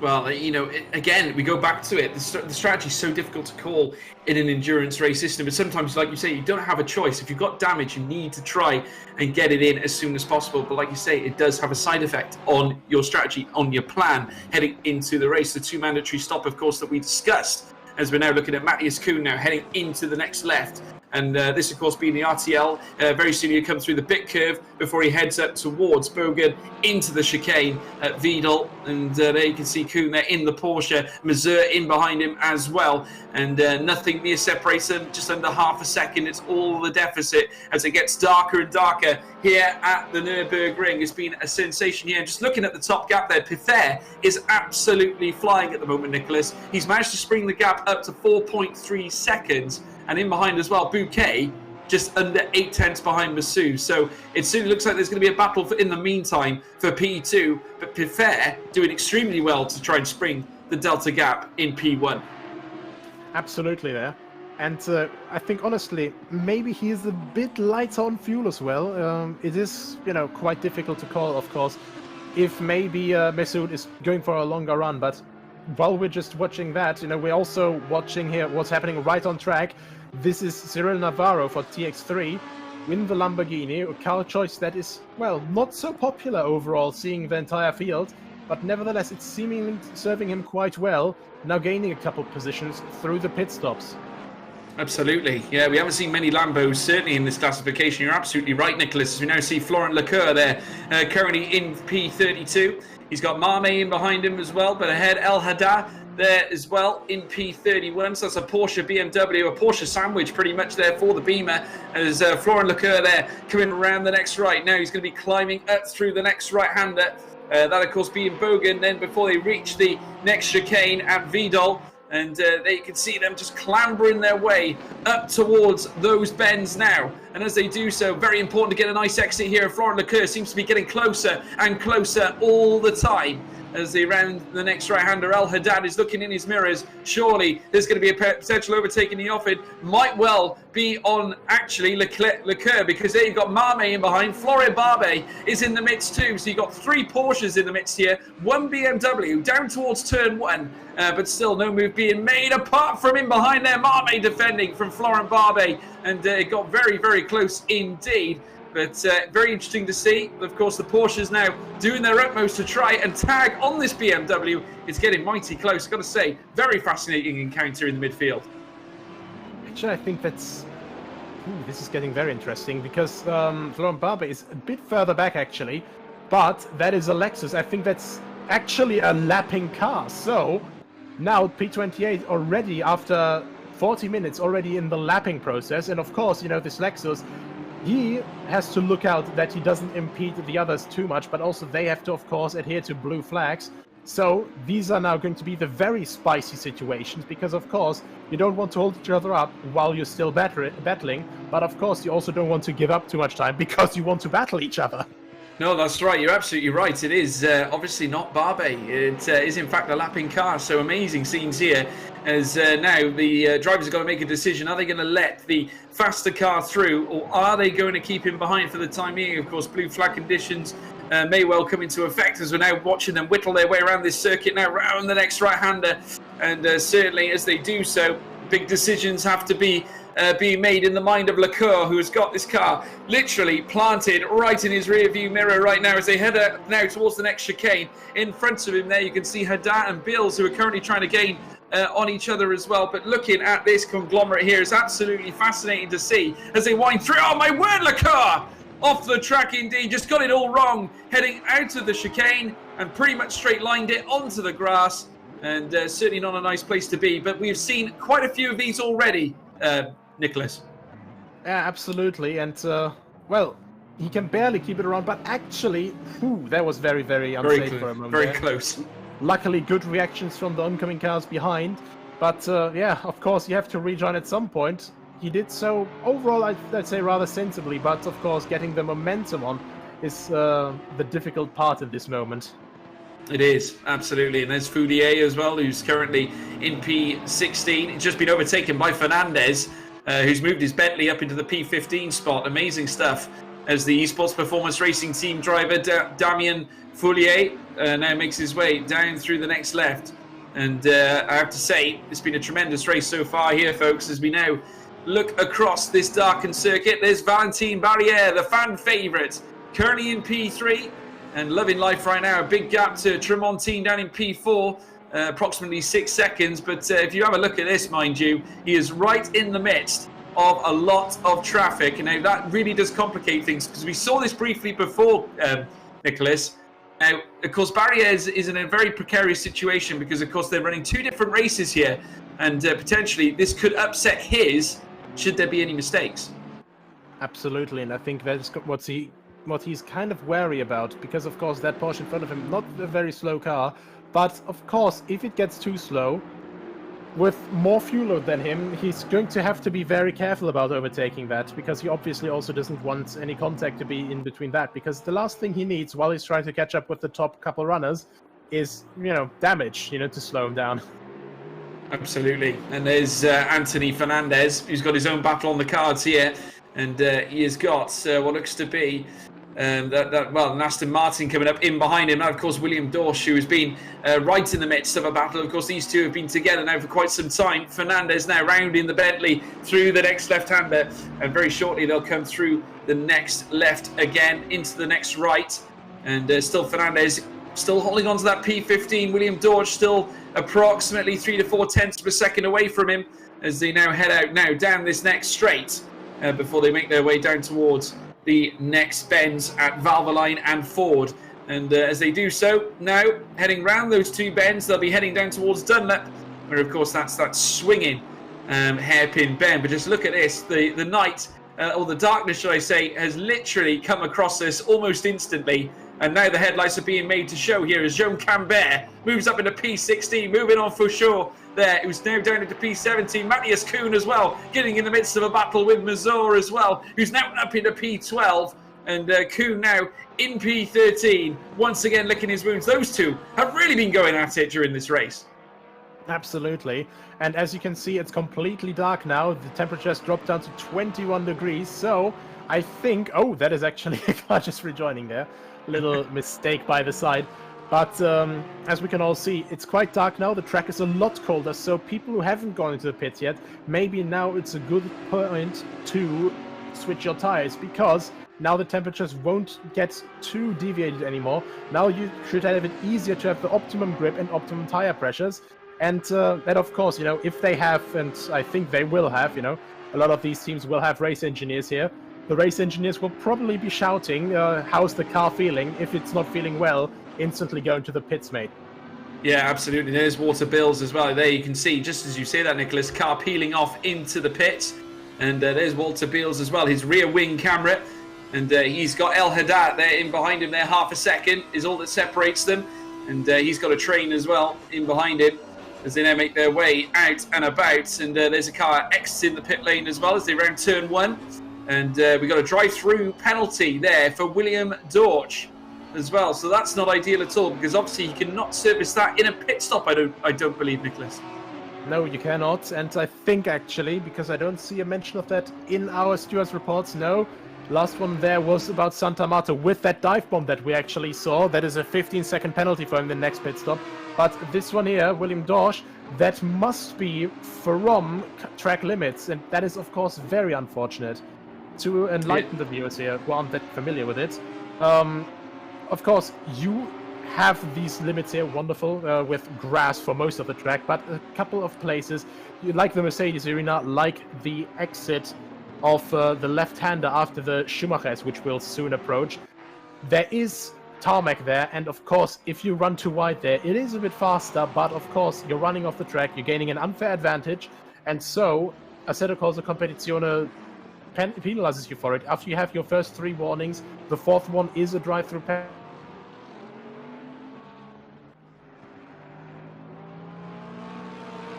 I suppose that would be a disqualification. There's Fabien Pifer, who's now in P5. He's made a stop, and that means that Valentin Barrière is now leading this race, currently on track. Siclari is in behind him as well as Tremontine, who's in P3, Ufella in P4, and there's Fabien Pifer there, 30 seconds away from Ufella. But now that he's got the fresh tyre compound on, he can focus on pushing, but just look who's behind him. It's Massou again, Radion Massou, who is currently in P6. In his Porsche, looking to try and upset the Fabien Pifer party, of course. Nothing separates them currently. 0.3 of a second is the only delta gap.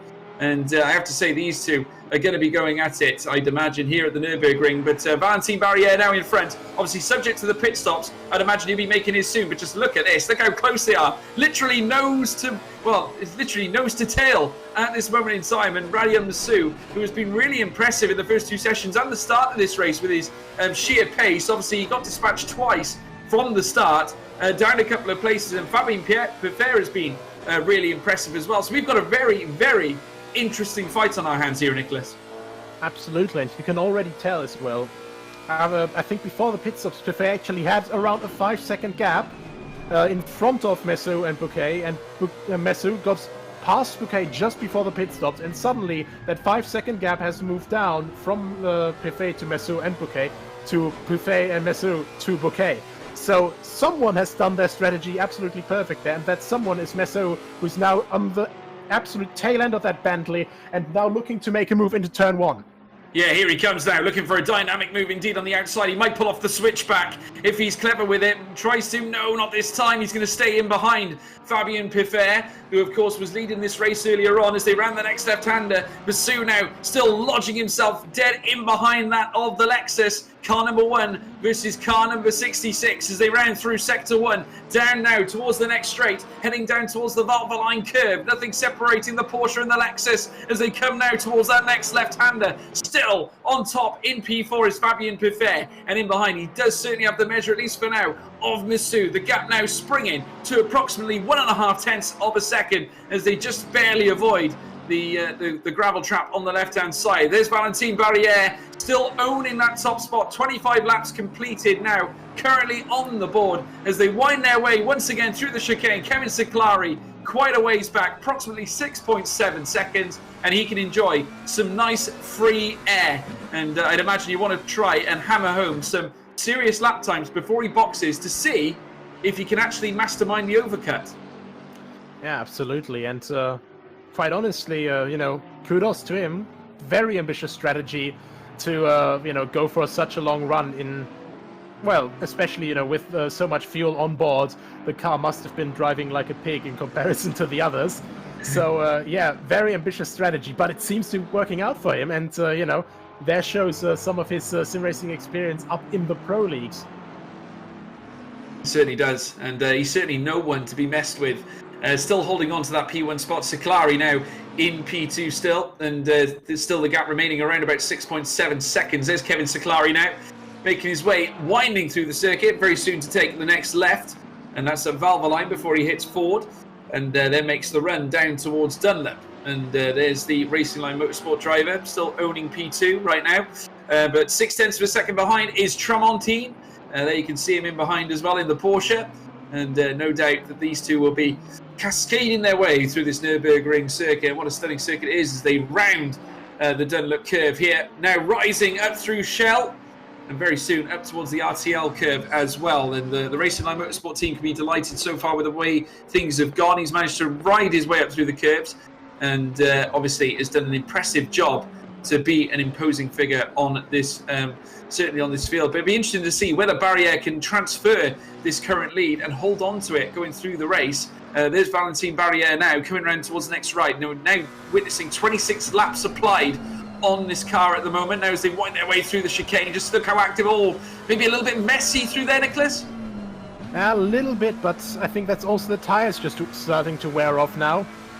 And especially, we started this 10 degree hotter this race, so the surface temperature here, this is around, I think, if I recall correctly, half a PSI of adjustment that you normally have to make. So now the pressures will be down, and also the temperatures will start having more of an effect on the grip. So Barriere is now just trying to hold on to dear life, while Seclari behind him is actually starting to fly, and well, Tremontin can't match the pace right behind them. So now it's all about, staying consistent, and maybe now would be a good time to change those tires, Valentin.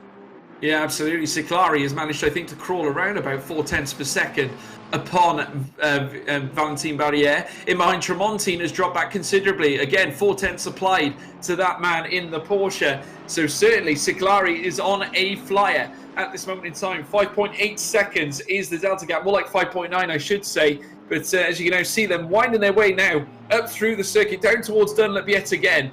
And there you can see there's a few comments there on the light bars on the car, of course. There you can see on the car there of Valentin Barriere. As you now see, Maximilian Verdi as well, now in the midst of a battle of his own. Here comes Zielinski. Of course, these two have literally been battling it out here recently. Now with Zielinski down the inside. Magic!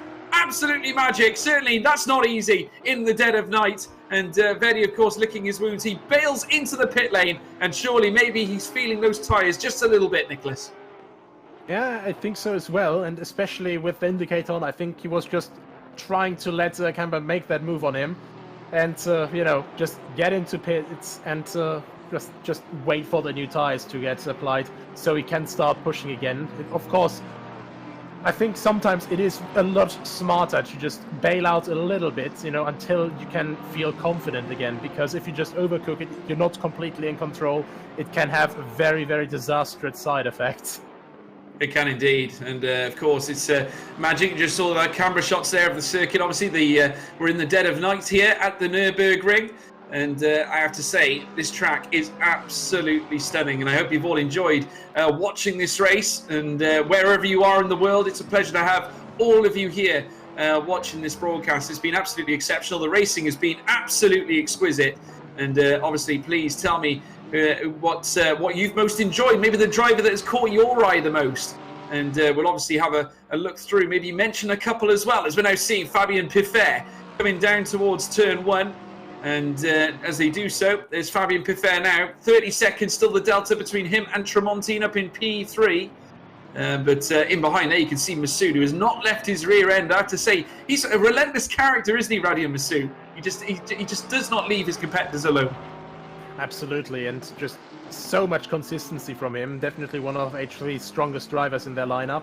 And, well, I think he's been looking forward to this kind of race because, well, let's say, we have already fantastic drivers in here, but, there's also, besides from the French part of the sim racing community, which is already tremendous, and they have very strong drivers, there's always a lot more stronger drivers from all around the globe. So I think Masoud is just enjoying trying to, fight for the top French spot right now.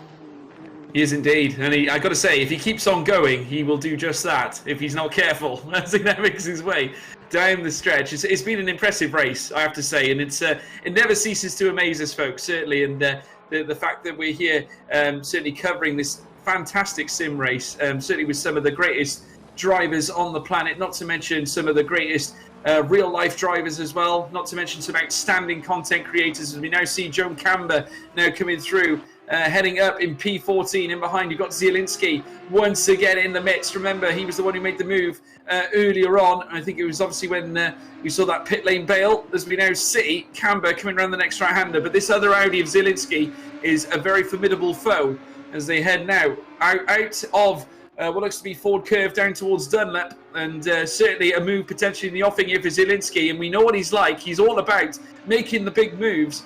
And we've seen it a couple of times. He's not afraid to chuck it down the inside. Absolutely not. And Zielinski now right on the tail of John Camber.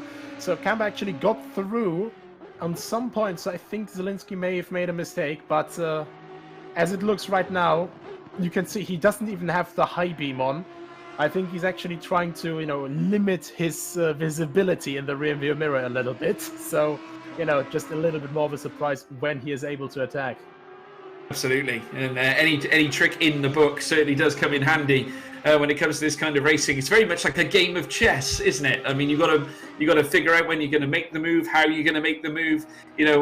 it's all it is, like you say, a big strategy game, and certainly like a game of chess, essentially. There's now Joan Camber rounds the final corner, soon to take the home stretch, and very soon to be rounding turn 1. There's Kevin Siclari, who's now on top, so Valentin Barriere is now boxed, and certainly Kevin Siclari is now going to take the lead of the race. The light bar on top, of course, keeping, well, certainly the track as lit up as possible for him. While we're under the cover of darkness here at the Nürburgring, in behind 2.6 seconds from Tremonti. Still, Fabien Piffert is in P3 as well. He's gained a spot, obviously, in lieu of the pit stop by Valentin Barriere. Of course, we've still got other cars still yet to box. There's Walter Beals as well, with Damien Foulier there in behind, I believe. But also, I believe that's a faster car in behind as well. Is that a lap car that we're seeing there? I think that's actually... let's have a look. Yeah, I think that may be a lapped car. Bit further back, but nevertheless, you know, the car behind him, I think that is an Audi. Yeah, that is an Audi. That's Damien Foulier, who's right behind that Porsche. He's going to be not so thankful, I would say, to put it nicely, about that Porsche and not being, you know, not moving out of the way. So you can see him, you know, looking to the inside, and right behind him, of course, he has Mamet already on his back as well, who gets very, very close there. A little bit of a smooch on the behind. And, well, that is the problem with backmarkers sometimes. They just don't always do what you want them to do. Actually, that's for sure out of the pit lane, so, yeah, that makes a lot more sense. Yeah, absolutely. But it's been phenomenal action here at the Nürburgring, folks. We're going to take a brief break for 5 minutes. We'll be back with you very, very shortly.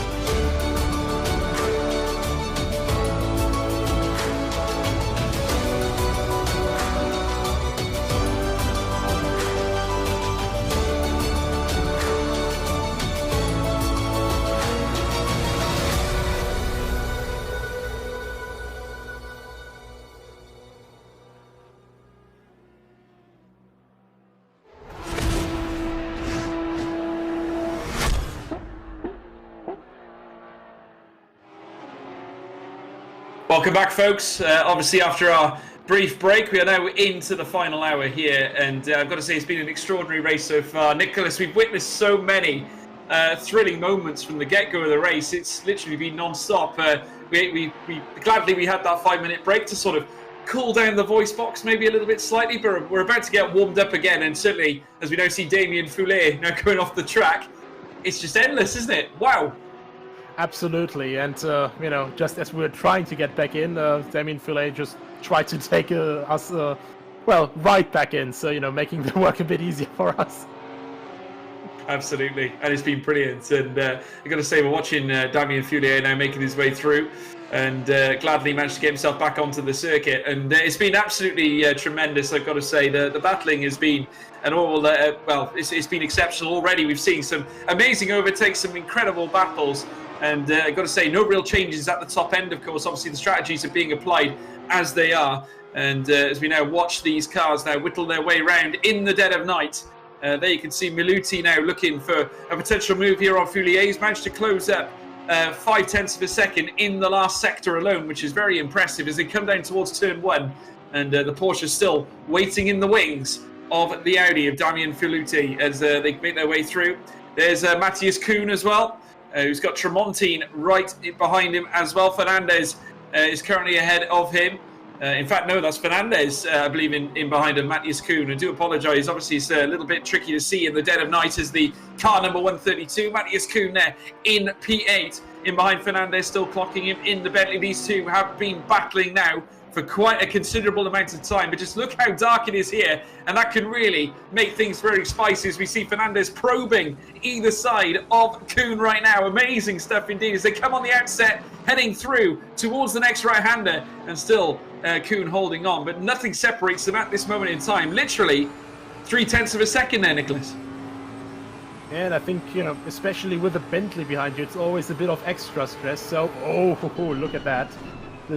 Slight bit of rubber banding there, so Fernandez also having to watch out there, so he doesn't hit him up the back. But yeah, Bentley absolutely not afraid. You see on this wonderful onboard camera, only right-hand drive car in the simulation. And yeah, now just trying to get closer to Kuhn again in the Porsche.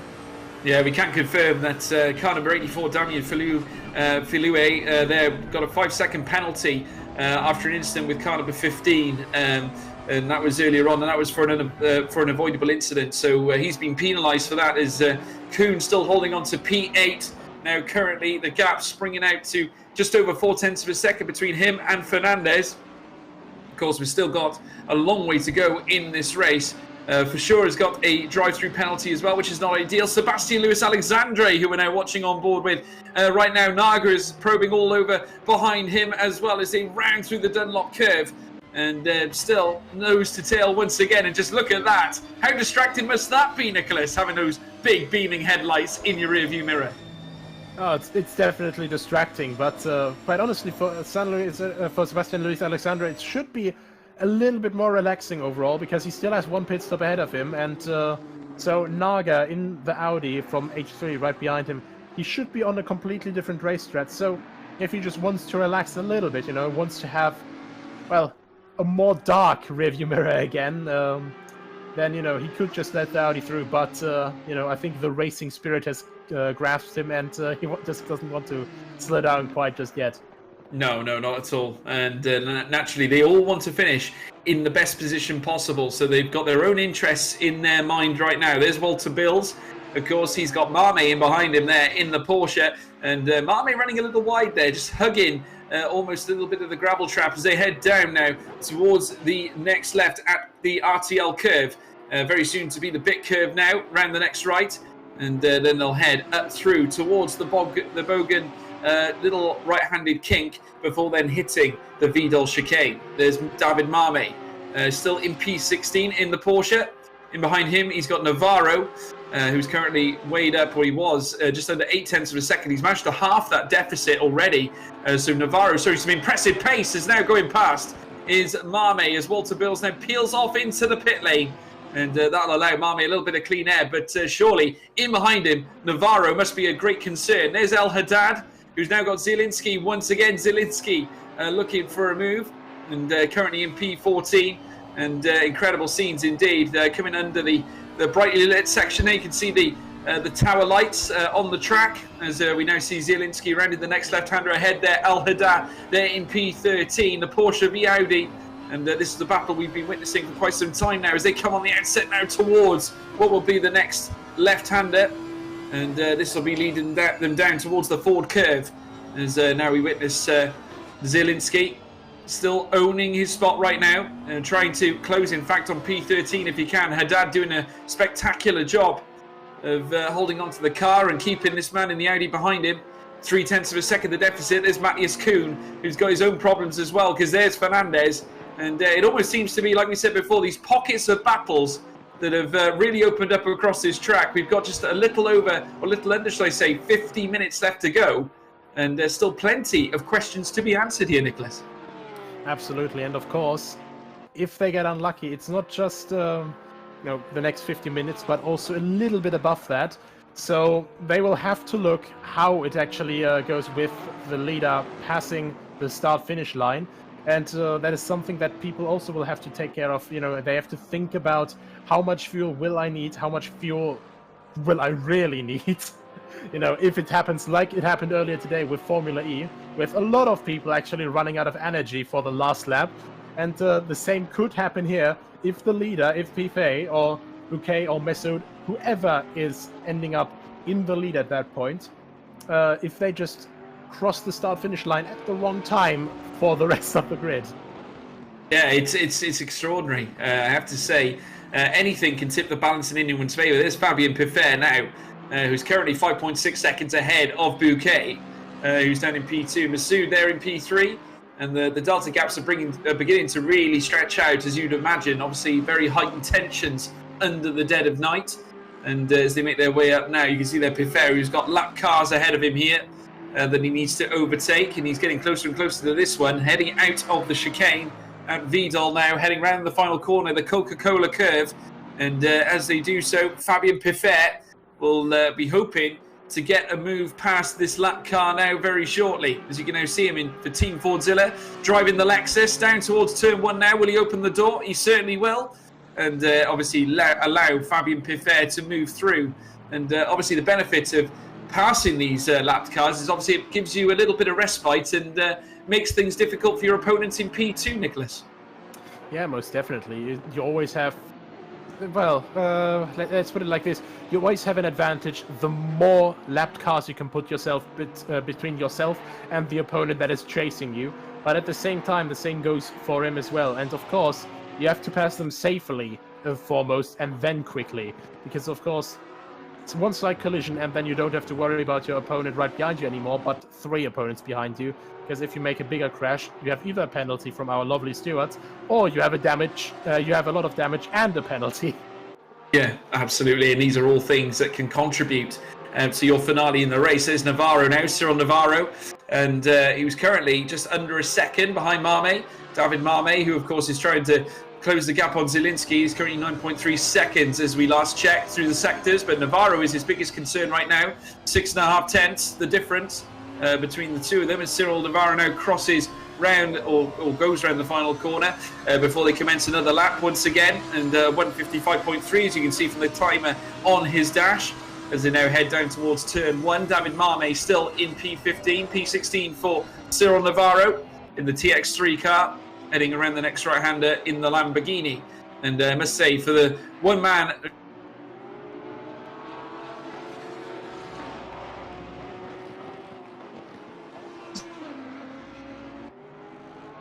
Well, it depends. It has a good turning circle because, mid-engine car, it's, well, as some people like to call it, the door wedge Audi. With mid-engine, it has superb mid-corner turning, but you have to really be careful with the curbs. You want to enjoy them in good doses to get the car turned in a little bit more, but also, just not get it turned in too much because the rotation can very quickly become over-rotation. And, spin you around. That will mess up your tires and your times. Certainly will. And so you've got to be, certainly, have your wits about you. And there's Pedrozzini. And he's currently in P25. He has got Monty, of course, there with him as well. And Romain Monti, certainly down in P26 and still in the race. And I've got to say, still very much hammering home. He's been impressive in the sim aspect. Obviously, a man who's come from real-life racing. So kudos to him for transferring these skills over, because he was impressive in qualifying. To get his first pit stop out of the way after lap 1. So more impressive, well, impressive in more ways than just one. We can see him now at the bottom of the table as we look at the first 23 guys. But he's also the first of the guys who actually has all of his pit stops already completed. So it just depends on now if he can get this completely run down perfectly. It is, yes, absolutely. There's Valentin Barrière, currently in P4 and loving life as well. He's having a great drive so far as the sparks fly from the rear of that McLaren, heading around the Dunlop curve now towards the Shell curve, where he then crawl up towards the RTL. And there you can see in that familiar blue and green livery that we've been seeing through all the sessions in this race at the Nürburgring. He's now making his way up towards the next left-hander. There he goes. Valentin Barrière, of course, big fan favourite here at this World Pro Racing event. Of course, the French special broadcasted nation and worldwide, of course. And I hope you're all enjoying your Saturday or Sunday or wherever you are, certainly here in the world. It's amazing to have you all here watching this incredible race as Masoud now in P3 comes into the pit lane. Now, this is going to be an intriguing one here, as we now see. Well, I'm sure we'll see Valentin Barrière go past him for P3. Yeah, definitely. And that'll be his last pit stop. So I think at the moment with this, with this much time left, basically the last third of the race, just waiting to get that done, I think that's a very good choice. You can definitely just go full power until the end, because the Porsche is one of the cars that actually has, well, as it is written in the official article for the simulator, the qualifying boost mode. And that is what you definitely want for these last 40 minutes. You certainly do. And they will apply that, I'm sure, where necessary. There's Radouin Massou, of course, was in P3 position. He is now in the pits and waiting. And there you can see Tremontine as well. And Antoine Tremontine, or Antoine Tremontine, do apologise. Pronunciation was a little off there, as the man in P10, now P9, makes his way through the field, of course, and obviously due to the pit stops being applied shortly, I'm sure we'll see plenty more moves, as we now see Arnaud Saline now in a little bit of trouble, because I'm not sure whether this is Pedrozzini. I don't think it is, because I think Pedrozzini...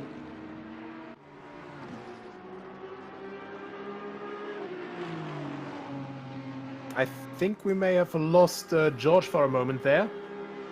But yeah, either way, I'm just going to quickly take over for him here. Pedrozzini just quickly letting by the car lapping him. Obviously one of the guys a bit further back in the field. I think that was actually Monti going through. So yeah, Romain Monti trying to continue his charge up the field. Actually, never mind, that is not Romain Monti whatsoever. Apologies.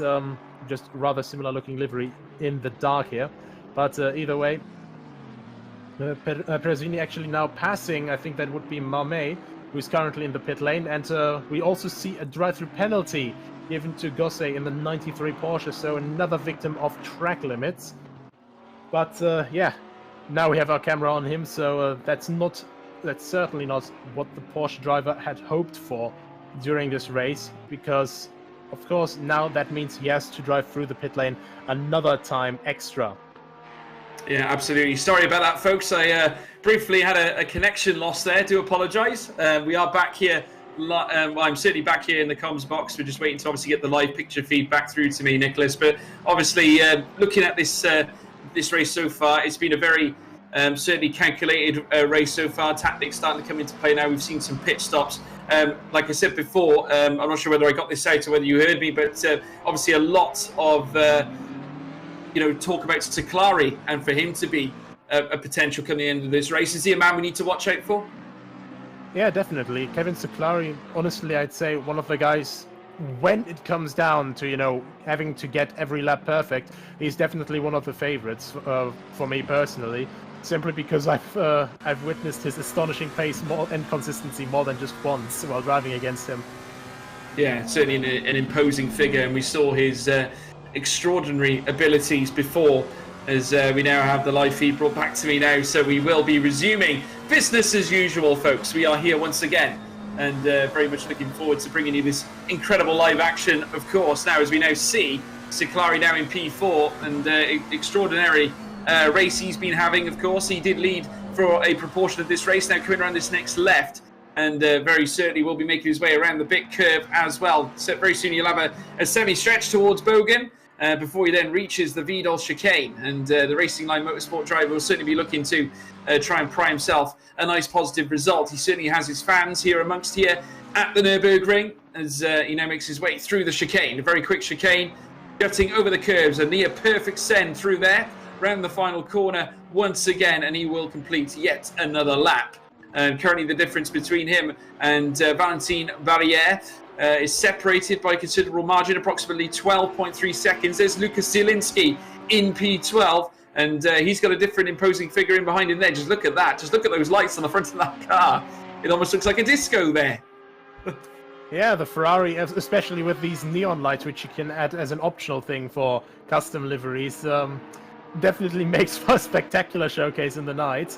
And Zielinski maybe have gotten persuaded by the disco driving behind him straight from Italy to actually head to the pits quickly and, well, maybe have some extra lights added on himself. Absolutely, and I've got to say, just look at this contingent of cars. The lights certainly do make it a very dazzling affair as they're now making their way around the next right-hander. And there's Walter Beals, of course, who's just in behind there. What looks like Vincent, well, he's got a bit of a gap to Vincent Granier, but there's a great contingent of cars there indeed. And certainly the lights, look how they're flashing all over the place as they ran the next right-hander through Dunlop Curve now. And just look at this contingent. We've got a replay here showing this is Walter Beals again as he now makes his way. I believe this is down towards turn 1, if I remember correctly. Oh, a bit of oversteer, just caught the wrong side of the curb. And that Project Reborn cut, oh, very close indeed. That was a very dangerous re-entry, wasn't it? Yeah, definitely. I was about to say, like, if you keep it spinning, you know, it's always very nicely seen by fans, of course, but you have to make sure that it's absolutely and 100% safe for not only you, but also other drivers coming around. And the barrier going very, very deep into that corner, you know, you can see it very, very late, this car, so... Absolutely, but he's just cascading through now the next chicane and coming around the final corner, and very shortly he'll be coming around towards the stretch. In front there you've got Navarro, and then behind Vidi as well in the Porsche, and they're separated by approximately 0.8 of a second. And looking ahead there, you've got the just under 0.5 of a second gap to Navarro, who's in P24, and there's quite a long contingent of cars there heading through. Florent Barbe there in P23 as well.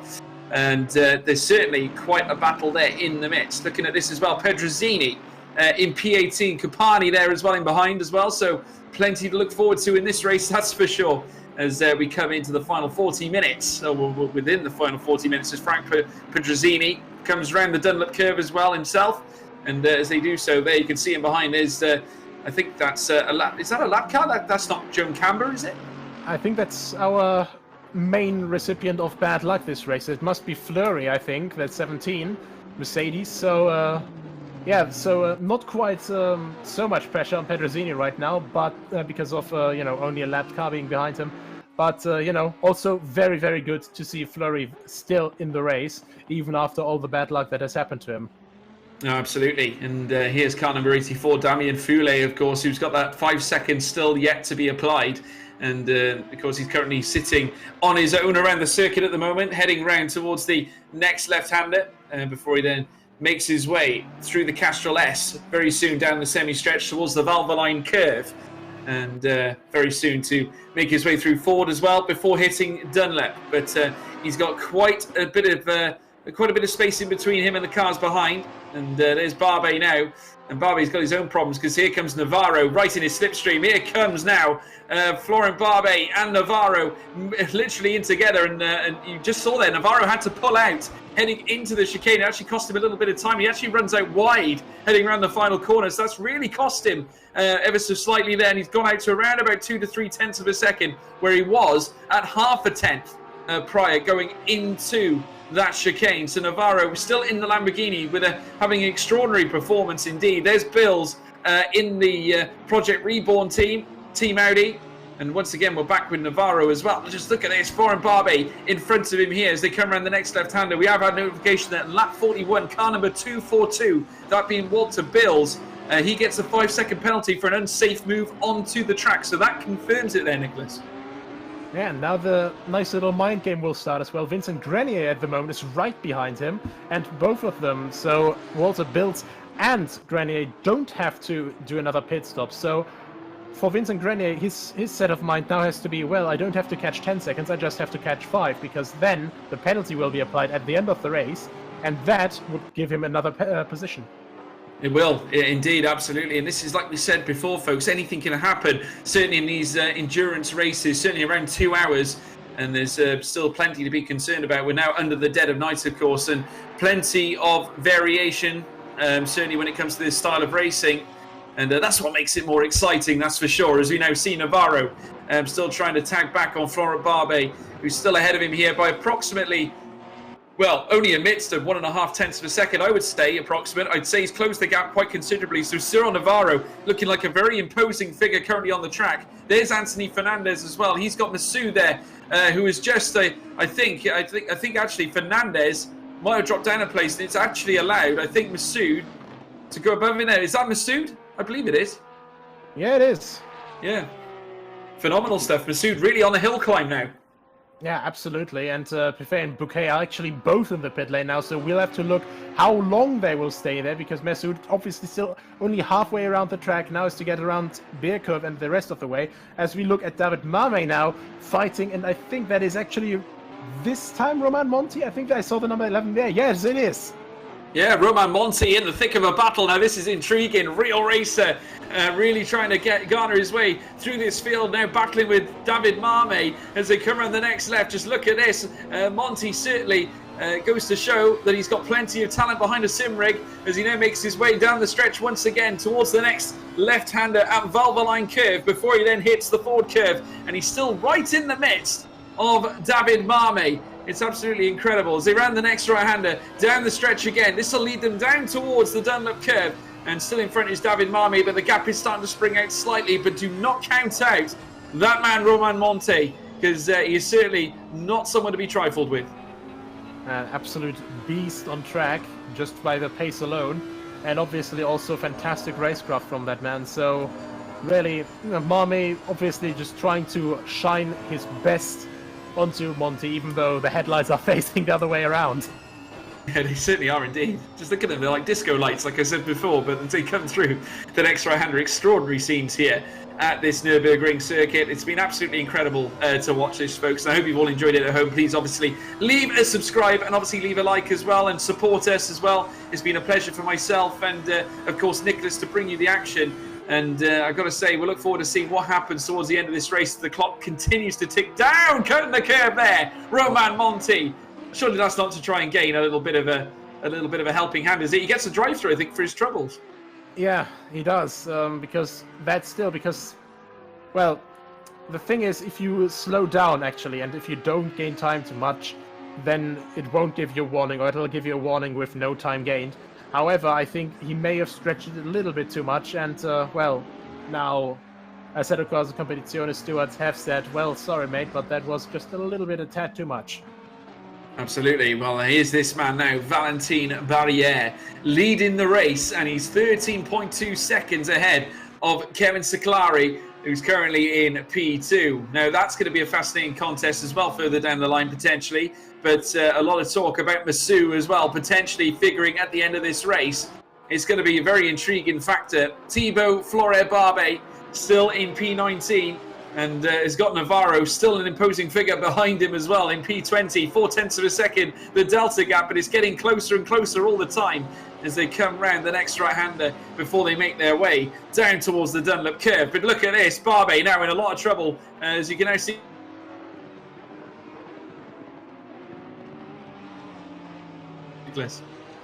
They're definitely looking imposing. So to say, with this evil look of the two headlights, or the two main headlights on the side. It looks angry, doesn't it? It looks angry. Yeah. Yeah, now, in the night, getting absolutely awake and absolutely angry there, trying to change the scenery from a rear end of a Porsche to clear a track ahead. It does indeed, and I'm sure that Navarro is going to be thinking about making a move. He's been now in behind Barbe for a little while now, obviously looking to try and strike an imposition on this man in the Porsche as they cruise and cascade around the next right-hander. Nothing separates them. They're heading down towards the next chicane. Now this could be the difference maker as they head through it now. Any mistakes will be costly. I think the Lambo got a slightly better exit there and carried the pace through. If he can get in the slipstream, this will be a great chance for Navarro as they head down the stretch once again. Can he utilise any straight line speed? They come down now towards turn 1. Is he getting closer? Here comes Navarro now. Is it enough as they come down towards turn 1?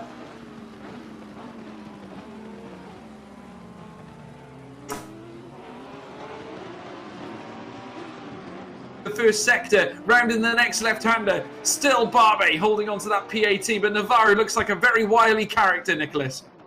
Absolutely, and he's just not looking to give up whatsoever. At the same time, though, right behind that, I think the car that we're seeing is one of the lead McLarens, so he will not be all too happy seeing this, exciting battle right in front of him. He'll probably just think, come on, guys, just let me through quickly, and then you can have your fun again. Absolutely. Well, let's bear witness to this. I'm sure it's going to be very intriguing. They're going to be heading down once again towards Dunlop, coming out of Ford Curve. Just look at this, and Barbe knows that he's got a real unrelenting figure in behind him. Of course, that being of Navarro and his very angry Lamborghini, and he does let him through. That's interesting. I've got to say, that's very interesting. The Lamborghini caught him on the unawares. I'm not sure whether that was intentional, but Navarro now ahead of Florent Barbe. Well, the angry look certainly made itself known, and, well, long-term effect, maybe it was this now. But now this is on purpose, letting through, I think that is Valentin Barrière, actually, who's lapping Florent Barbe now, and now going to make his way past Navarro once he catches up to him. Does indeed, and there you can see, there in front, Barrière, that is Barrière, I'm not quite sure, but making their way up towards the next chicane. But I got to say, that was just the advantage that Navarro was looking for. He can now utilise the imposition struck, and now running off the curb there. Obviously, the car that just lapped Florent Barbe coming around the next right-hander as they make their way down the stretch. And there you can see Navarro leading the contingent down towards turn 1 yet again. But I have to say, this is teed up to be such an interesting finale. Is it the case we could get a grandstand finish towards the end of this race here, Nicholas, do you think? Yeah, I'd say so, honestly, because I think what Valentin Barrière is trying to do is just quickly pull into the pits, basically a couple laps to go, top off the fuel a little bit, and then, well, just quickly run to the end. And if he manages to do that perfectly, he should be coming out at around the same time where we have our front runners, Bouquet, Piffet, and also Massoud. Actually, Massoud lost a bit of time, so I think he may have taken new tires, in the hope of new tires giving him an edge for the last stint. Absolutely. We'll wait and see. There's Barrière now, Valentin Barrière, with his very, very bright light bar on the top of the car. And as he does so, still leading this race for the time being, 14.1 seconds to Kevin Seclari there in P2. Fella there in P3 as well. Fabien Piffet, 2 seconds behind him. Tremontine there too. Still plenty there. And Bouquet there in P6 as Massoud is down in P7 as well. 12 seconds, the delta gap in between him and Bouquet. The question is, can Massoud get himself into this race? Because there's been a lot of talk whether Massoud can bring the car up enough. Is there a potential battle going that we could potentially see between Massoud and Barrière? At the moment, I wouldn't say so, because Barrière has simply been doing too long of a run to actually be slowed down enough to lose these, well, over 35 seconds at this point. I think if Barrière stays very, very consistent and doesn't have trouble with traffic, he will have a final fight with Piffet and maybe with Seclari as well, depending on how Seclari gets his pit stop managed. But it will be very, very difficult for Massoud to catch up these 12 seconds unless a miracle happens for him, because in these 26 minutes, that's, well, very difficult, because it's almost a 2-minute lap, only 13 laps left, so to say, well, or 14, and yeah, we'll have to look. Yeah, well, here's Navarro, of course, driving the angry Lambo, coming around the next left-hander. Let's see him right next, right around the curbs there, very violently, and a huge collision with the wall and also re-entered. Luckily, they're not taking out another car there. And that was certainly, was it that simply the case? Just ran the curbs a little bit too much there, Nicholas. Yeah, a slight bit. If you just touch we have the same corner, luckily here again. As you can see on the right, you just get on the AstroTurf there, that little green bit there. Not only is it slippery, but also just right on the edge of the curb to the gravel. And the gravel, of course, it looks like sand basically, so you're not thinking of it too much. But I can tell you also from first-hand experience by hitting it the first time in my life, in one of my race weekends, it is quite terrifying because it's just millions and millions of tiny stones. So it basically just feels like you're getting, well, it's hailing absolutely tremendous things. And that just lifted him up, and the suspension wasn't all too fond of that.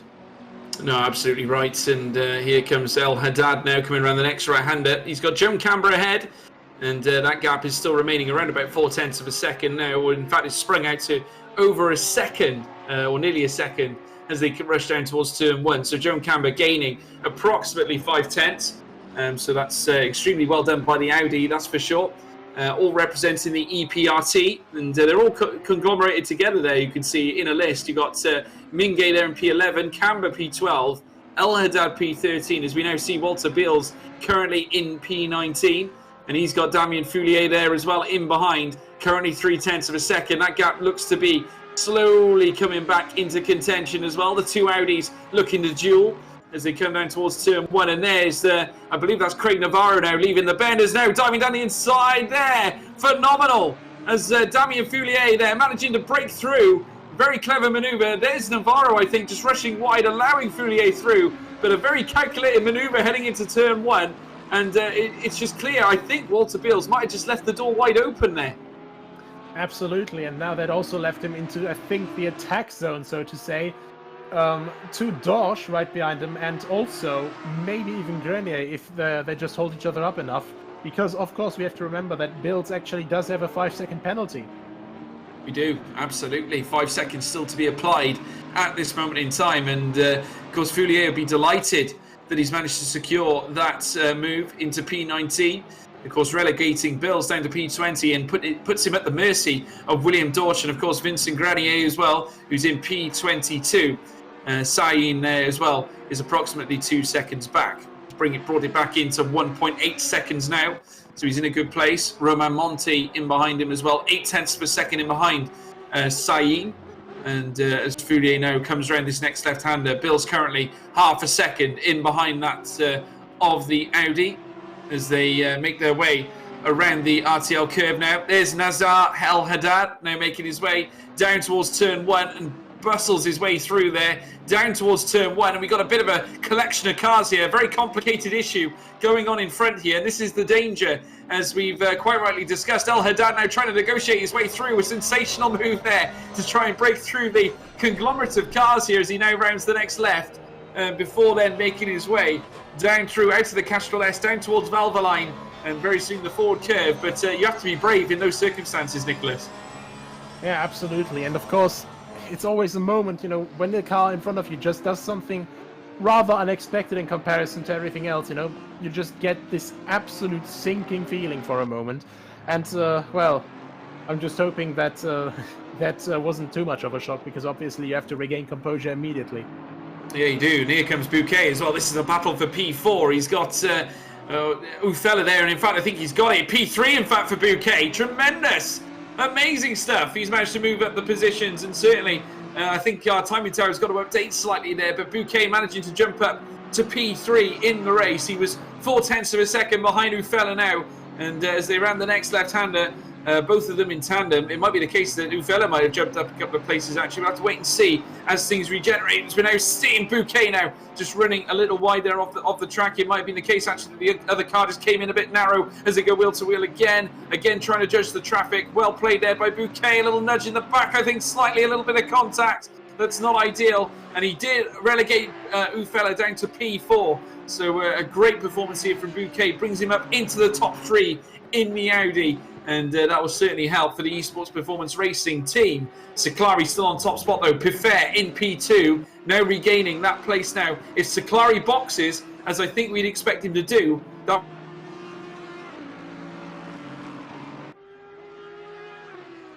Next person actually who's behind, who already has done a stop, is our former leader Valentin Barriere, who actually came out in front of Renoir Massoud. So very impressive stuff from him there. He knew that he couldn't quite catch him on pace in the early stages, so he just went with the longest runs that he could do. Then came in 20 minutes to go, now is out in front of him 4.5 seconds, and if he just gets it properly and gets a bit lucky with traffic, I think he can also still challenge Bouquet. But nevertheless, right now running a provisional podium, fantastic run from Valentin Barriere. Oh, it has been absolutely tremendous, and he could still be a factor at the end of this race. We're now seeing Ufella now down the inside of what looks to be, I wasn't sure if that was Bouquet there making it. He made a move on. I don't think it was. He still remains in P4, just judging his way around the lap cars. But you're absolutely quite right. Valentin Barriere now within the gap of Tremontin. They go wheel to wheel yet again, these two. And I have to say, this is absolutely intoxicating to watch as they're now witnessing them head round these series of bends down towards now what will be the next left-hander. Just look at this Ufella now trying to judge his way around. Oh, my blimey, indeed. A little bit of elbows out as they head round the next left-hander, soon to now take the next right through full curve before they then make their way down towards Dunlop. Never, always an uneasy position to be in when you're wheel-to-wheel with another car like that. Absolutely, and I think actually that Ufella will probably be quite fuming there right now, because that Aston Martin, being a backmarker, absolutely no business normally just, back unlapping itself. But it can also be that right now, it's just a little bit that these tires are giving up on Johan Ufella. And the Aston Martin is just thinking, well, if you're not going to take the inside line there, maybe I'll just quickly stick it down the inside and see what happens. Well, why not? You've got to be a gamble. And at the end of the day, Ayrton Senna quite rightly said, if you don't go for the gap, you're no longer a racing driver. I believe you quoted that earlier on, Nicholas, as we're now watching Ufella make his way down through the next right-hander, up now towards the next chicane. And Ufella now has certainly got a task on his hand. He needs to dispatch his car ASAP and try and get through. Obviously not an ideal scenario to be in. Ciclari still holding top spot. As now we're seeing Johan Ufella box indeed, so he's now making a change on those tyres. Well, he did nudge the barrier slightly there as well, got very close to it, and that should allow Valentin Barriere and Massoud to come through. So this will potentially tee up an encounter now between Ridhiem Massoud and Valentin Barriere, which should be a very, very interesting affair. Absolutely, and honestly, I don't know how much longer Ciclari can actually keep going with these tires. Oh well, not even with these tires, but with this fuel load, because he will have to do another pit stop, and I know that he knows that. I'm just curious where he will actually come out for the final last little stint, and when he will actually do that. Yeah, absolutely. It's going to be a big call, certainly for Ciclari. He's got to try and find the best way to do it. Fabien Piffert, I think, is actually gaining on him right now, and that's not a position you want to be in. And currently 5 seconds, it's all that separates Ciclari and Piffert. So there's Antonin Tremontin there as well, coming down towards the next right-hander, and he's got Mazur just clocking every move he makes. And certainly the At Racing team will be watching on as their man goes through. And indeed, Massoud and Barriere both go past Ufella there and move up into Ps 4 and 5 respectively. As Antonin Tremontin now still trying to hold off the force here of Mazur as they come down now towards the next left. And it's going to be very interesting indeed to see how this plays off. Obviously, if Ufella comes out, and certainly Tremontin has still got a little bit of a gap to close down before he can overtake that man in the Lexus. So we'll have to wait and see. Yeah, so Ufella right behind him. So Tremontin now in his little Porsche. Well, some people say a rather flat Beetle, now under attack by two rather big, not Beetles, but just, V8 monsters, so to say. All of them naturally aspirated, but engine position couldn't be more different, and I think this will now be very interesting as we see that little slide there from Tremontin. Very well held. I think now towards the end of the race, you'd rather sit in that Lexus rather than the Porsche, simply because it's a bit more stable. Yeah, absolutely. I think you're absolutely right. I think especially stability is the order of the day. I think at the moment, and a little bit messy there, heading around that bend, certainly as they make their way round Bogan, and now heading up towards the next chicane. And now it's once again wheel to wheel. Mazur now, I think that was Mazur flashing by. It certainly was, heading the next chicane. Dispatches Antoine Tremontin down to P7. The Porsche had to relent, and I think he realises that maybe he made a mistake as they round the final corner. He's now got to try and garner back here on Mazur, but it was too little too late. Mazur just had the better of him, flung it down the inside into the final chicane, and those are the moves that you need to make. And these moves, that is just... Sometimes it's a bit easier when you have, for example, the Lexus, which has quite a lot of power. And, it can just basically brute force its way through. And other times, you just really have to just rely on the goodwill of other drivers as well. This man here, he's relied on both quite a lot, I think, Fabien Pefay. But, absolutely fantastic masterclass driving from him. No mistakes whatsoever, and this fantastic move that he did around the outside of turn 5 to get past Renoir Massou in the early stages of the race, just absolute masterclass, and since then not a foot put wrong. No, and that's a testament to his performance. He's now in P2 and only 3.2 seconds behind Seclari. There's Joan Camber, who's got the problems of that car's own at the moment. There you can see Al Haddad just in behind, just currently over 0.4 of a second, the delta, and that's all that separates them. Looking further up though, let's not forget Masoud has managed to claw back a gap here on Valentin Barriere.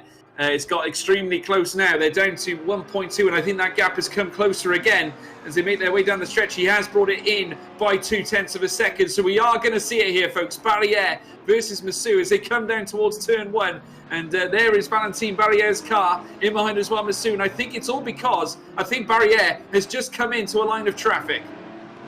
I think also because of that, but I think also because Masoud actually went for that gamble with new tires towards the end, just so he can do the maximum attack at the end. And maybe Valentin Barriere, with older tires, it will be a bit more troublesome now. Certainly will be. You're absolutely right. And obviously Massou now, with the benefit of fresh rubber, can obviously push it a little bit harder. We've got just over 13 minutes remaining, folks. We are literally coming down towards the final segment of this race. It's been absolutely incredible here at the Nürburgring. And there you can see the spectator in the bottom right-hand corner waving his flag enthusiastically at the sight of these cars coming across the line. And absolutely tremendous. Obviously, like you quite rightly said, Nicholas, you can't have fans there in real life, but we can bring the virtual fans out. And that's exactly what we like to see here at the Nürburgring, as we're now seeing Valentin Barriere getting... he's certainly got something to be troubled with now, because Masoud is getting closer. He's actually breached the second gap now. He's into the 7/10 mark. So very shortly, we're going to see this contest here in the dying moments of this race. Sparks flying here as we now witness these cars now make their way through. There is Redouane Massou, who is now trying to close his gap now on the Valentin Barriere. Barriere's got problems here because he's got literally two cars. He manages to overtake one of them as they head through the chicane. Very well done indeed by Barriere. Had to take his chance. He knew that Masoud was coming, but crucially sticks the car in between the pair of them. Absolutely. And not only is that just, another lapping incident there, there's Romain Monti against Vincent Grenier, so those two were battling as well. Luckily now, actually, Valentin Barriere, either knowingly or unknowingly, actually helped out Romain Monti as well, simply because he put his car in between the two, and now secured that battle, just as Vincent Grenier is securing his battle against Renan Masoud. Absolutely. Well, let's just sit in, folks. Sit in and watch this certain battle unfold. There you can see Masoud there in P5. He's literally crawling and literally trying to pull his way through to try and close up on Valentin Barriere as they come down towards the next straight, of course, before they reach the next left-hander, this being, of course, the Valvoline curve down towards Ford, and very shortly into the Dunlop. And there you can see Valentin's car getting so close now. Almost you can see that lime green rear wing getting really, really close to the front end of Redouane Massou as they come down towards Dunlop curve. Once again, sparks flying and going wide there slightly, I think, did Valentin Barriere, and this could open the door. This could be the opportunity that Massou has been waiting for. He sees that the tyres may not be feeling too good on Valentin's car right now as they make the climb up now towards what will be the chicane very, very shortly. But first they've got to undertake the RTL curves before they reach the bit curve. And as they do so, just look at this contingent of cars electrifying their way through this circuit here at Nürburgring. What are we going to see here, Nicholas? honestly, I cannot tell you, because at the moment, both of them are kind of at the end of their tire life. Seclari now heads into the pit, so he will get out of the calculation now, so he does last final pit stop, quickly splash and dash, and that's Masood just on the absolute edge of the track and the grass, just barely able to hold on. And of course, that'll also get his tires dirty, so it'll diminish his traction, as we can see here. Barrier gets a bit of breathing room once again, but that was very, very close. You can see that Masood is really pushing here. He's really pushing. He wants to take a chunk out of Valentin Barriere, and he's getting closer all the time. That one mistake, it was a let-off. He is still in this race. Further up, you can see there Kevin Seclari as well, gaining on Bouquet as well for that P2 spot. Still Fabien Piffer having the drive of his life, holding on to that P1 spot. Just look at this though. Masood still gaining on Valentin Barriere. This is going to be a fight for the ages, folks, here. We're coming into the final 10 minutes of this race at the Nürburgring as they come down now towards the next left-hander. Just this, the lime green and blue facing off against this silver and orange car as they round the next right-hander once again down towards Dunlop. It's going to be an interesting one, this one, separated by a mere half a second. That is all there is, folks, as they come down towards this hairpin bend. Masood has certainly got something in the offing here as Kevin Seclari. Is that a box there? Has he boxed there? I think he's pretty much boxed. He can't quite get past Monty, but at the same time, he's not really holding him up. I think this is just the extent of the grip that... Blimey! A serious mistake by Valentin Barriere. Open the door there. Certainly for Masood, who's managed to go past. He just ran onto the curb, lost traction, and certainly with him suffering a mighty oversteer down it. I've got to say, Masood had to do his utmost to certainly spring the reactions, get past him, and it was very crucial. And all of that has allowed Masood to fly through now, and now he's up into P3 of the race. Valentin Barriere relegated to P4. A key moment in the ending of this race here. Now my question is it a commentator's curse if I announce it as it happens, or is it a commentator's curse if it's not anymore at that point? I'll cleanse it. It's not a curse. It's not a curse. Don't worry. But yeah, as we can see here, comes up, and he was just on the edge of the grip there, and there's that moment again with gravel, just a little bit too much, and the rear end just gets loose. Fantastic car control from him, but of course, Masood, he'll take the gap that is open there. But I think that he also just doesn't want to quite quit yet. But now both of them through. Yeah, absolutely. It's been an interesting race, certainly, to say the least. And I've got to say credit to Barriere on recovering the car and certainly keeping it on the track. He's not out of it, though.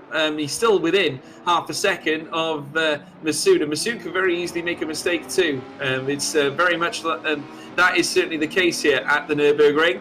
Obviously, looking further in amongst this field, of course, Bouquet still holding on to that P2 spot. Masood's currently 20.5 seconds back. So this is very much a battle for the P3 and the final spot on the podium as well. In behind, you can see the cars obviously in abundance following this train here in between Masood and Barriere.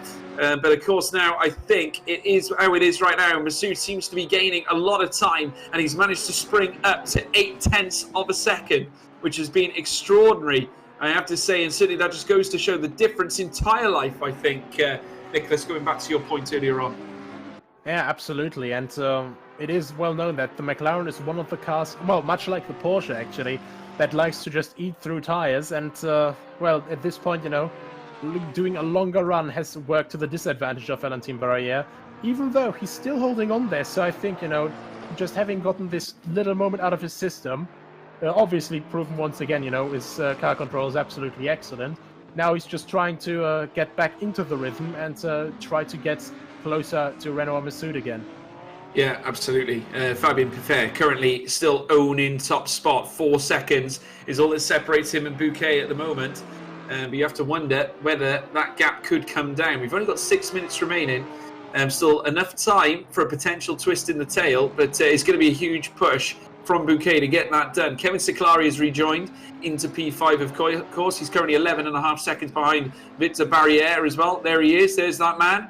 Of course, there in the colours of grey in the silver car for Racing Line Motorsport. And he's had a great drive in the McLaren into P5, and he's got a nice healthy gap between him and Mazur, who's down in P6 driving the Lexus. And I have to say, folks, I hope you've all enjoyed the broadcast. We want to hear your driver of the day as well. And I've just seen a comment there, obviously, say Seclario Pifer. How about we hear driver of the days from you? Who do you think has been the real standout performer in this race in the French Special? It's been a pleasure bringing you all the action. We would like to thank, of course, all the sponsors and, of course, the broadcasting public as well. 1.5 million people across the globe potentially watching here this incredible race for the French Special, and it's a pleasure to have you all on board. And I got to say, Nicholas, it's been a lot of fun commentating alongside you for the first time as well.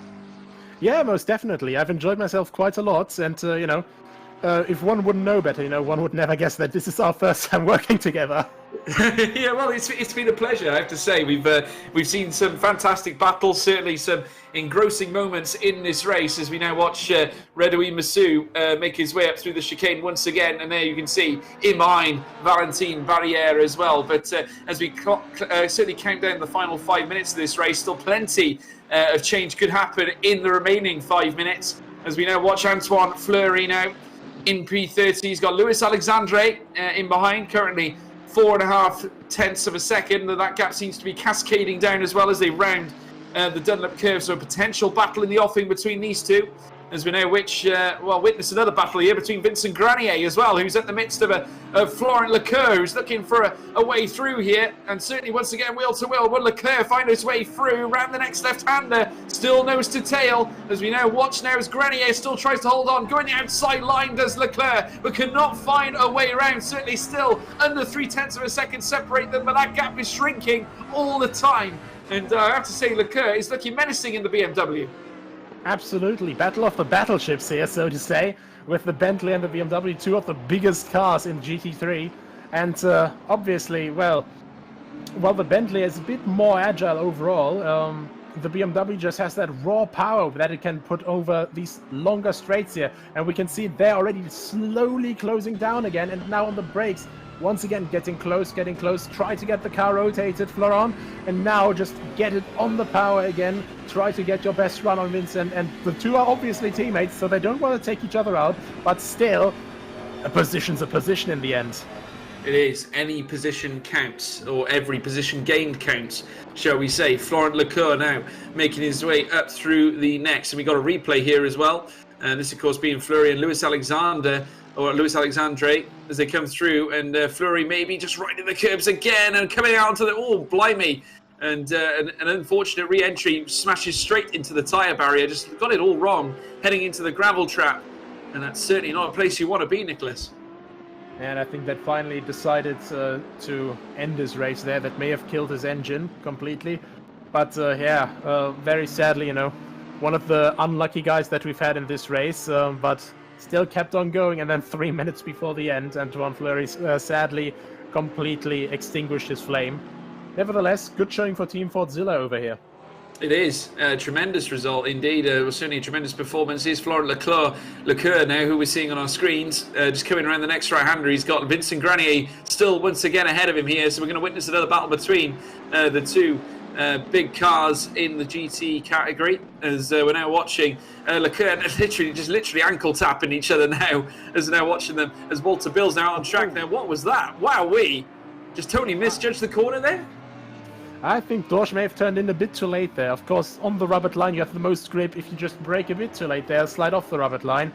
The marbles, they're just completely unforgiving, and these Pirelli tires create quite a lot of marbles because, as we know from F1, they don't last as long. They provide good grip for as long as they do provide grip, but then marbles and stuff, it happens quite a lot, and get off the racing line and you'll find out where the grip lays, which is, well, somewhere else. And that's why you need to keep it in the grey stuff, don't you? Keep it on the track. That is the main thing. And obviously that does help. But naturally, these guys are pushing. They're trying to gain everything they can. There's Vincent Grenier, for example. He's got Florent Leclerc still behind him here as we now watch the replay of what happened. I believe, yes, indeed, William Dorsch. And remember, he was chasing Walter Beals earlier on. And as we were riding on board with the cameras of Walter Beals, and just literally, oh, yes, a bit of a snap there. A serious snap. And that headed him out onto the gravel trap. And obviously he rejoins the circuit. Not a lot of traffic, so he's safe to go back on. and he will continue his pursuit of Walter Bills. But there's Vincent Grenier still in P23, and just under 0.5 of a second behind him, Florent Leclerc. And we're coming down to the final minute now and rejoined with Fabien Piffert. And once again, he's just completely in a league of his own. Well, not completely, because we had a lot of people with very similar pace and obviously a big challenge. But for him, it just all worked out. Great pace, great racing awareness, and fantastic overtake for the lead. And from then on, he just kept on going, and the strategy just worked out perfectly. Bouquet, 4 seconds behind him, but then the next car behind him, 24 seconds. So you could say, how would they say it in tennis? I only know the German phrasing, but game, set, match, that's it.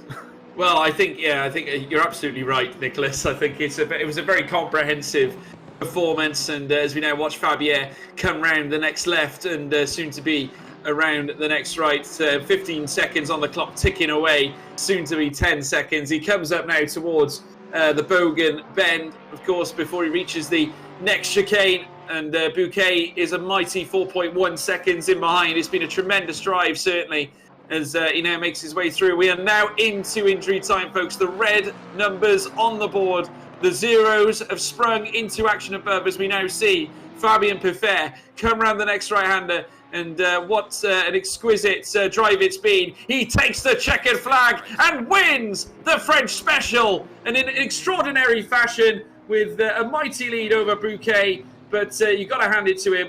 An incredible performance, Nicholas. Absolutely fantastic performance from him. Now we have Redouane Massou here, going through the Wedel chicane one last time, and through traffic, of course, as well. That is actually... William Dorsch, who had his little excursion there for a moment. But, nevertheless, fantastic drive from him.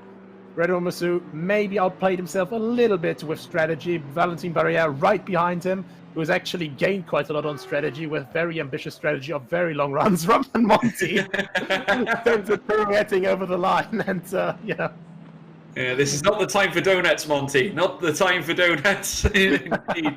Amazing scenes here at the end of this French Special. But, that's the beauty of this event, as we see Arnaud Saline coming through the chicane as well, with Pedrosini in behind and Chaman coming through as well around the final corner. In fact, a battle lighting up here between, I think, Chaman and Pedrosini as they come around the next right-hander. Or is that a lapped car? I'm not quite sure. I'll have to gather my timing gaps. But Saline crosses the line and will take P27. Exceptional indeed. I have to say, what a phenomenal race it's been, folks. And I have to say, we've been capped off some incredible performances across this field. Who were your standout performances, Nicholas, from a driver's point of view? Well, quite honestly, with their strategy working out so well, Valentin Barrière actually absolutely fantastic. And then Fabien Piffert, I know that Redouane Massou is not easy to get by, and then to do it around the outside in the, humongous Lexus, and then just hold on to it very, very well, and then also just perfectly play it off with strategy. It was just a fantastic drive from him. Everything worked there. And at the same time, though, Redouane Massou, fantastic recovery drive from the strategy that failed, and a very good overtake as well, and, very good spatial awareness when Valentin Barrière actually had his little moment up the Schumacher S. Absolutely. But it was Fabien Piffert on the day, an extraordinary performance indeed to cap off a stupendous race. Lots of action from the get-go. Myself and Nicholas were given no rest from the first lap. I have to say, going into turn one, it was hellacious, wasn't it? We had 3 wide situations on many occasions. I have to say, Valentin Barrière was absolutely extraordinary, and that battle towards the end with Masoud as well, who took up that P3 spot. It was truly an inspired performance indeed, though, from Piffert that secured him the win on the day. But again, it was a good performance as well, really, from the real drivers as well, because despite that little late spin excursion, certainly from Romain Monti, he kept it together the whole race. He was in the fight. Absolutely, and I think if it had worked out a little bit better with him getting through traffic at the beginning, then his lap 1 pit stop strategy could have possibly worked out. Maybe would have ended up a little bit further up, but, obviously that's something that plays out throughout the race, and when you're going with an ambitious strategy like that, then it's, of course, very, very difficult to always... calculate everything that'll happen in the future. Absolutely. We will, of course, be coming up with some driver interviews very, very shortly, folks, and obviously speak to some of the drivers that took part in that race, of course. And I hope you all enjoyed that race indeed. I have to say, very thrilling. And we had such... if you look at the time gaps, extraordinary to see that they were still so close to the end, really. If you look at it on paper, Bouquet was only 3.2 seconds behind Fabien Piffet. So Bouquet was carrying a lot of pace towards the end. Was it a case that maybe the pit stop was slightly too late at the end? Maybe a bit too late, but maybe it was also a case of, also a little bit underestimating the fuel consumption of their cars. So especially the Lexus with a big 5-liter V8, that sucks down a lot of fuel. So maybe, just trying to make sure that the last little bit was enough fuel in the car. Absolutely. Well, nonetheless, P2 on the day, very respectable. Certainly around the Nürburgring, and especially the challenging circumstances of dealing with numerous cars across the track. It's certainly a very testing situation. But we're just waiting for the drivers to join us in the commentary booth, of course. But amazing to see the variance of moves we saw. I mean, obviously the Dunlop curve, the exits coming out of the Dunlop were obviously key moments as well. Obviously, we saw a couple of times drivers wavering off the track. And it was as expected, really, wasn't it, Nicholas? Certainly a lot of them trying to manage certainly the curbs on the outside. They are very raised. We saw quite a few mistakes out of Dunlop. Absolutely, and that is just one of the things, it always catches you out. You can drive that track for hundreds of times and still make that mistake simply because you're always pushing on the limit at these parts. You're trying to use all of the track, and when that mistake happens, it's still as deadly as in practice. It certainly is, and then of course the chicane, which was absolutely venomous on occasions, and certainly caught quite a few people out.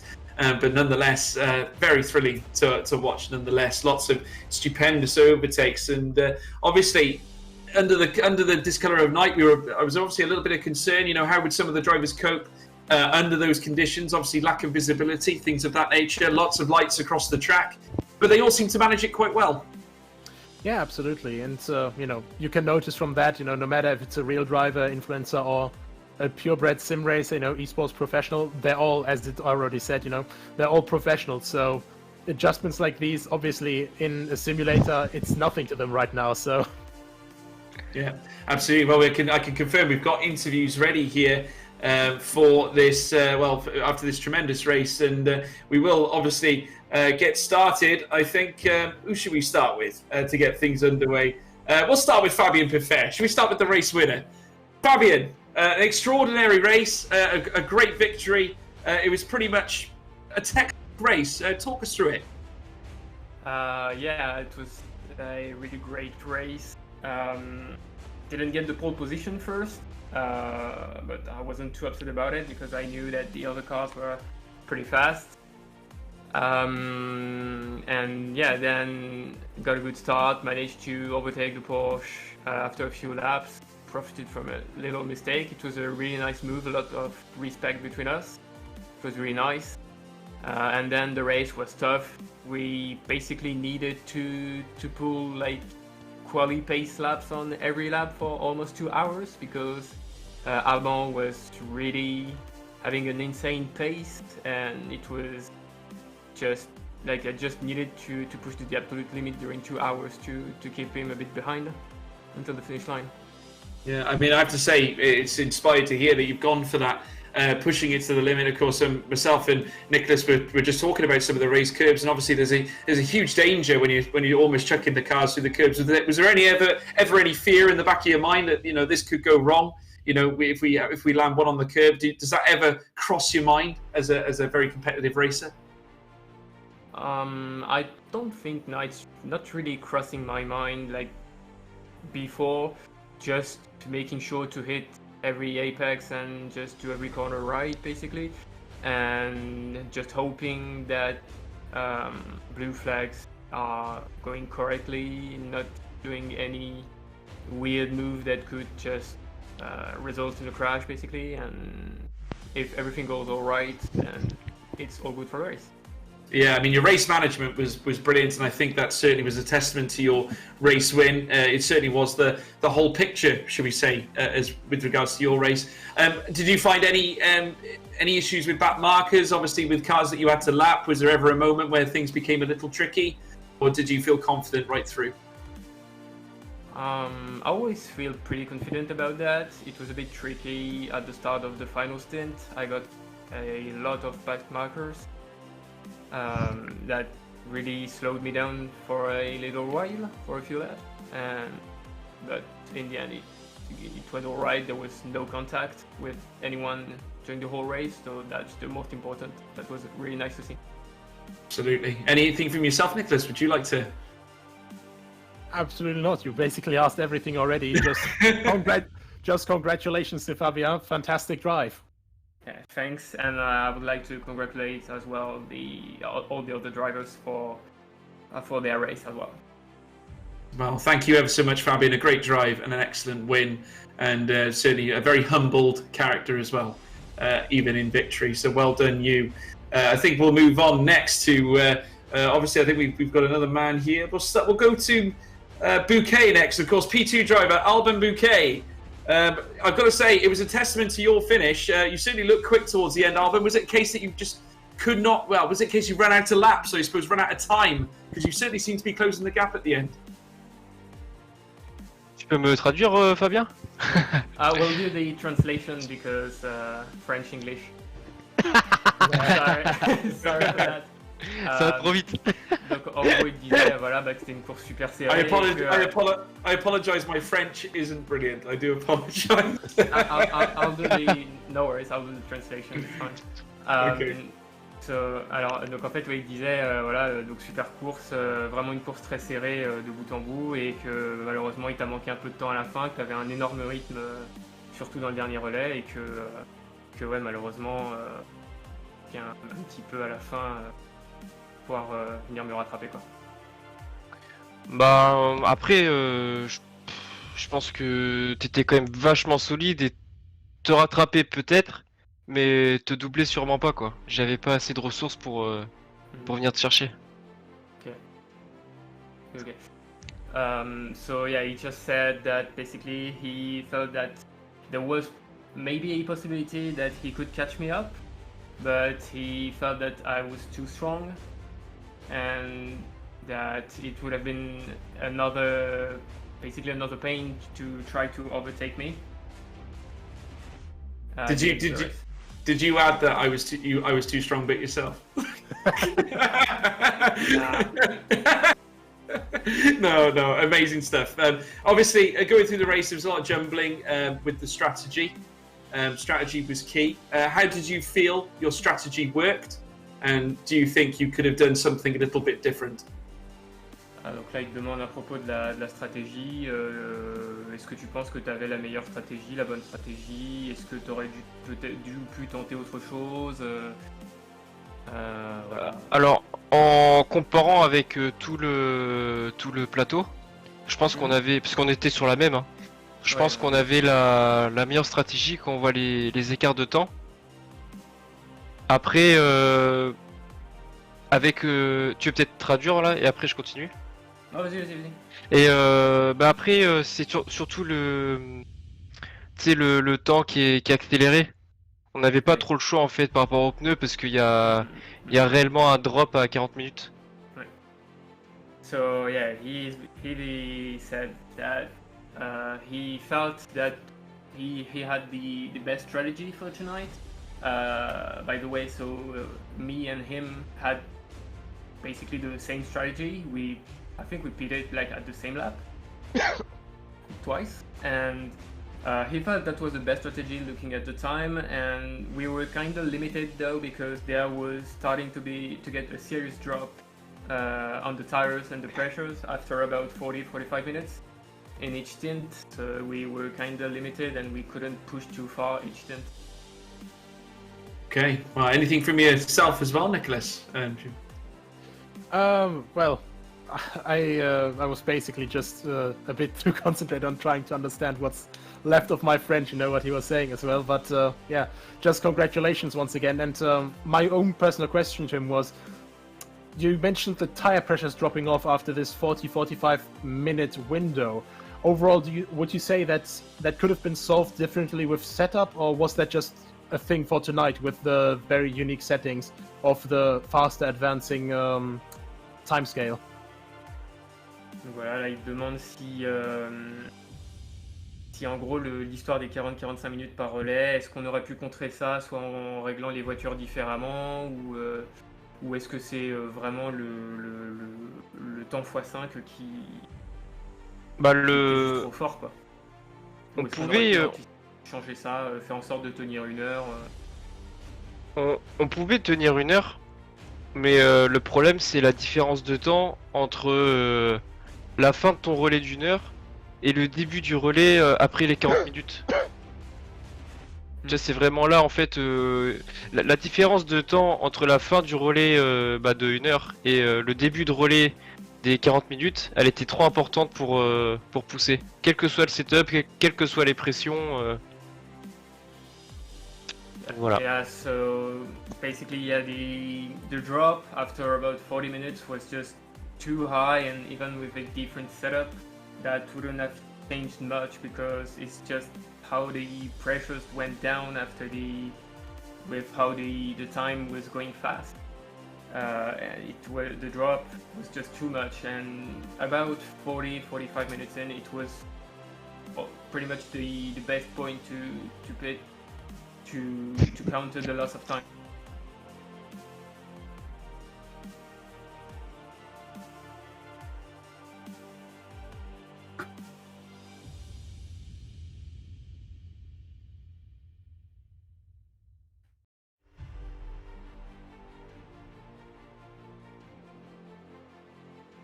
To our next man, the final man on the podium, I believe, Radouin Massou. And Radouin, what a race from yourself. A great fight, obviously ensued from the get-go, right to the end. Talk us through your race. How did you feel it went? Thank you very much for organization WPR World Pro Racing. I like this organization on the lot of race. You can do it in a website. You can register in worldproracing.com. So for my race, I have the pace for keep the driver on the front. For my second stint, I make a big mistake, and I lose all my time. So I try to keep the pace, but it's difficult to catch Alban and Fabien Piffet, very excellent driver, French. So it's cool for me the podium, and thank you very much all driver participate at this race. Well, it was an amazing race, certainly from yourself. At the end, the final 10 minutes, you overtook Valentin Barrière, and did you think it would be harder than what it was, or did you find it a challenge? I mean, how hard were you pushing at the end? At the end, I see Valentin Barrière front of me, so in the standing front of me, 5 seconds, I think. I see when I see Valentin Barrière go out pit lane, and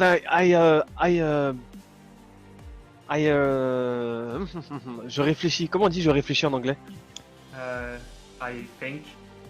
Ouais. I think this strategy was different about me. So I know he haven't the new tires. So when I see pace round after round, I see Valentin Barrière in difficulties, difficult pace. So I take my chance, and he take a little mistake. So I overtake him because his his tire is no good for finish the race. So yeah, I think I think that was what we thought as well. I think towards the end, Nicholas, did you have any further thoughts after that one? Other than that, quite honestly, that was basically what my question was going to be. So perfectly fine. Yeah. I feel bad. I'm robbing all your questions. I'm sorry. It's all good. Don't worry. No, but congratulations, obviously, to yourself. It was a brilliant P3, Radian. So you deserve a lot of credit for that fight back. Excellent move as well towards the end. Congratulations on the podium. Thank you very much. Thank you all driver. Thank you all driver take this part for this race. And I hope another race like that for next round. So it's good. Thank you very much, WPR World Pro Racing. It's a pleasure. Thank you so much, Radian. And I got to say, thanks everybody. I got to say, it's been a tremendous race. And Nicholas, any last thoughts on what we just saw? Well, it's just been an absolutely fantastic 2 hours of racing, and well, I don't say it very often, but this was basically just a constant battle between basically everyone. It's just a completed giant free-for-all, and normally you at least have periods where it dies down a little bit, with the pit stops happening and all that stuff. But yeah, not like this. It was 40+ cars, and it was just consistent battling. Wherever you looked, there was always something to be found, and it was just an absolute joy to commentate on with you. And yourself, Nicholas, it was a pleasure. First time, and I'm sure it will not be the last as well. Tremendous stuff indeed. Tremendous stuff indeed. I want to thank everybody, everyone nationwide, worldwide, all you viewers at home for checking us out and certainly watching this broadcast. It was absolutely scintillating. The French special, it certainly was very, very special.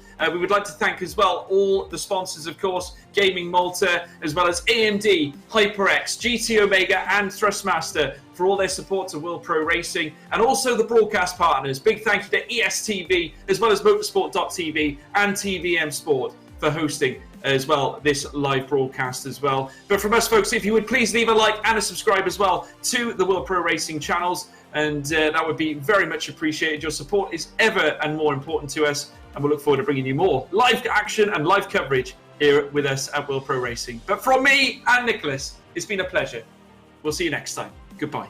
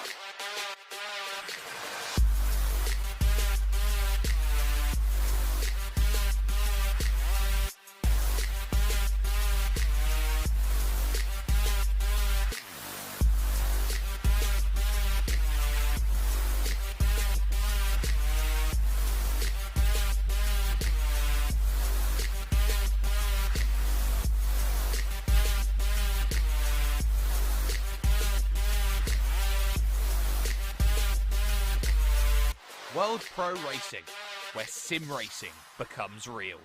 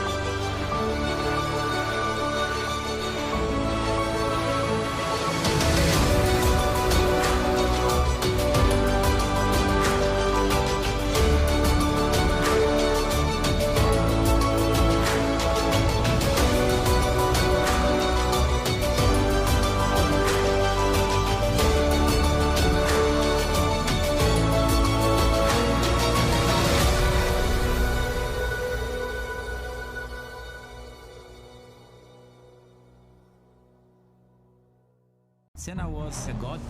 No one could even dream to follow him. I'm from a very humble background. The role of women at that time were really difficult. This is so dangerous. You are risking not only your life, but also my life.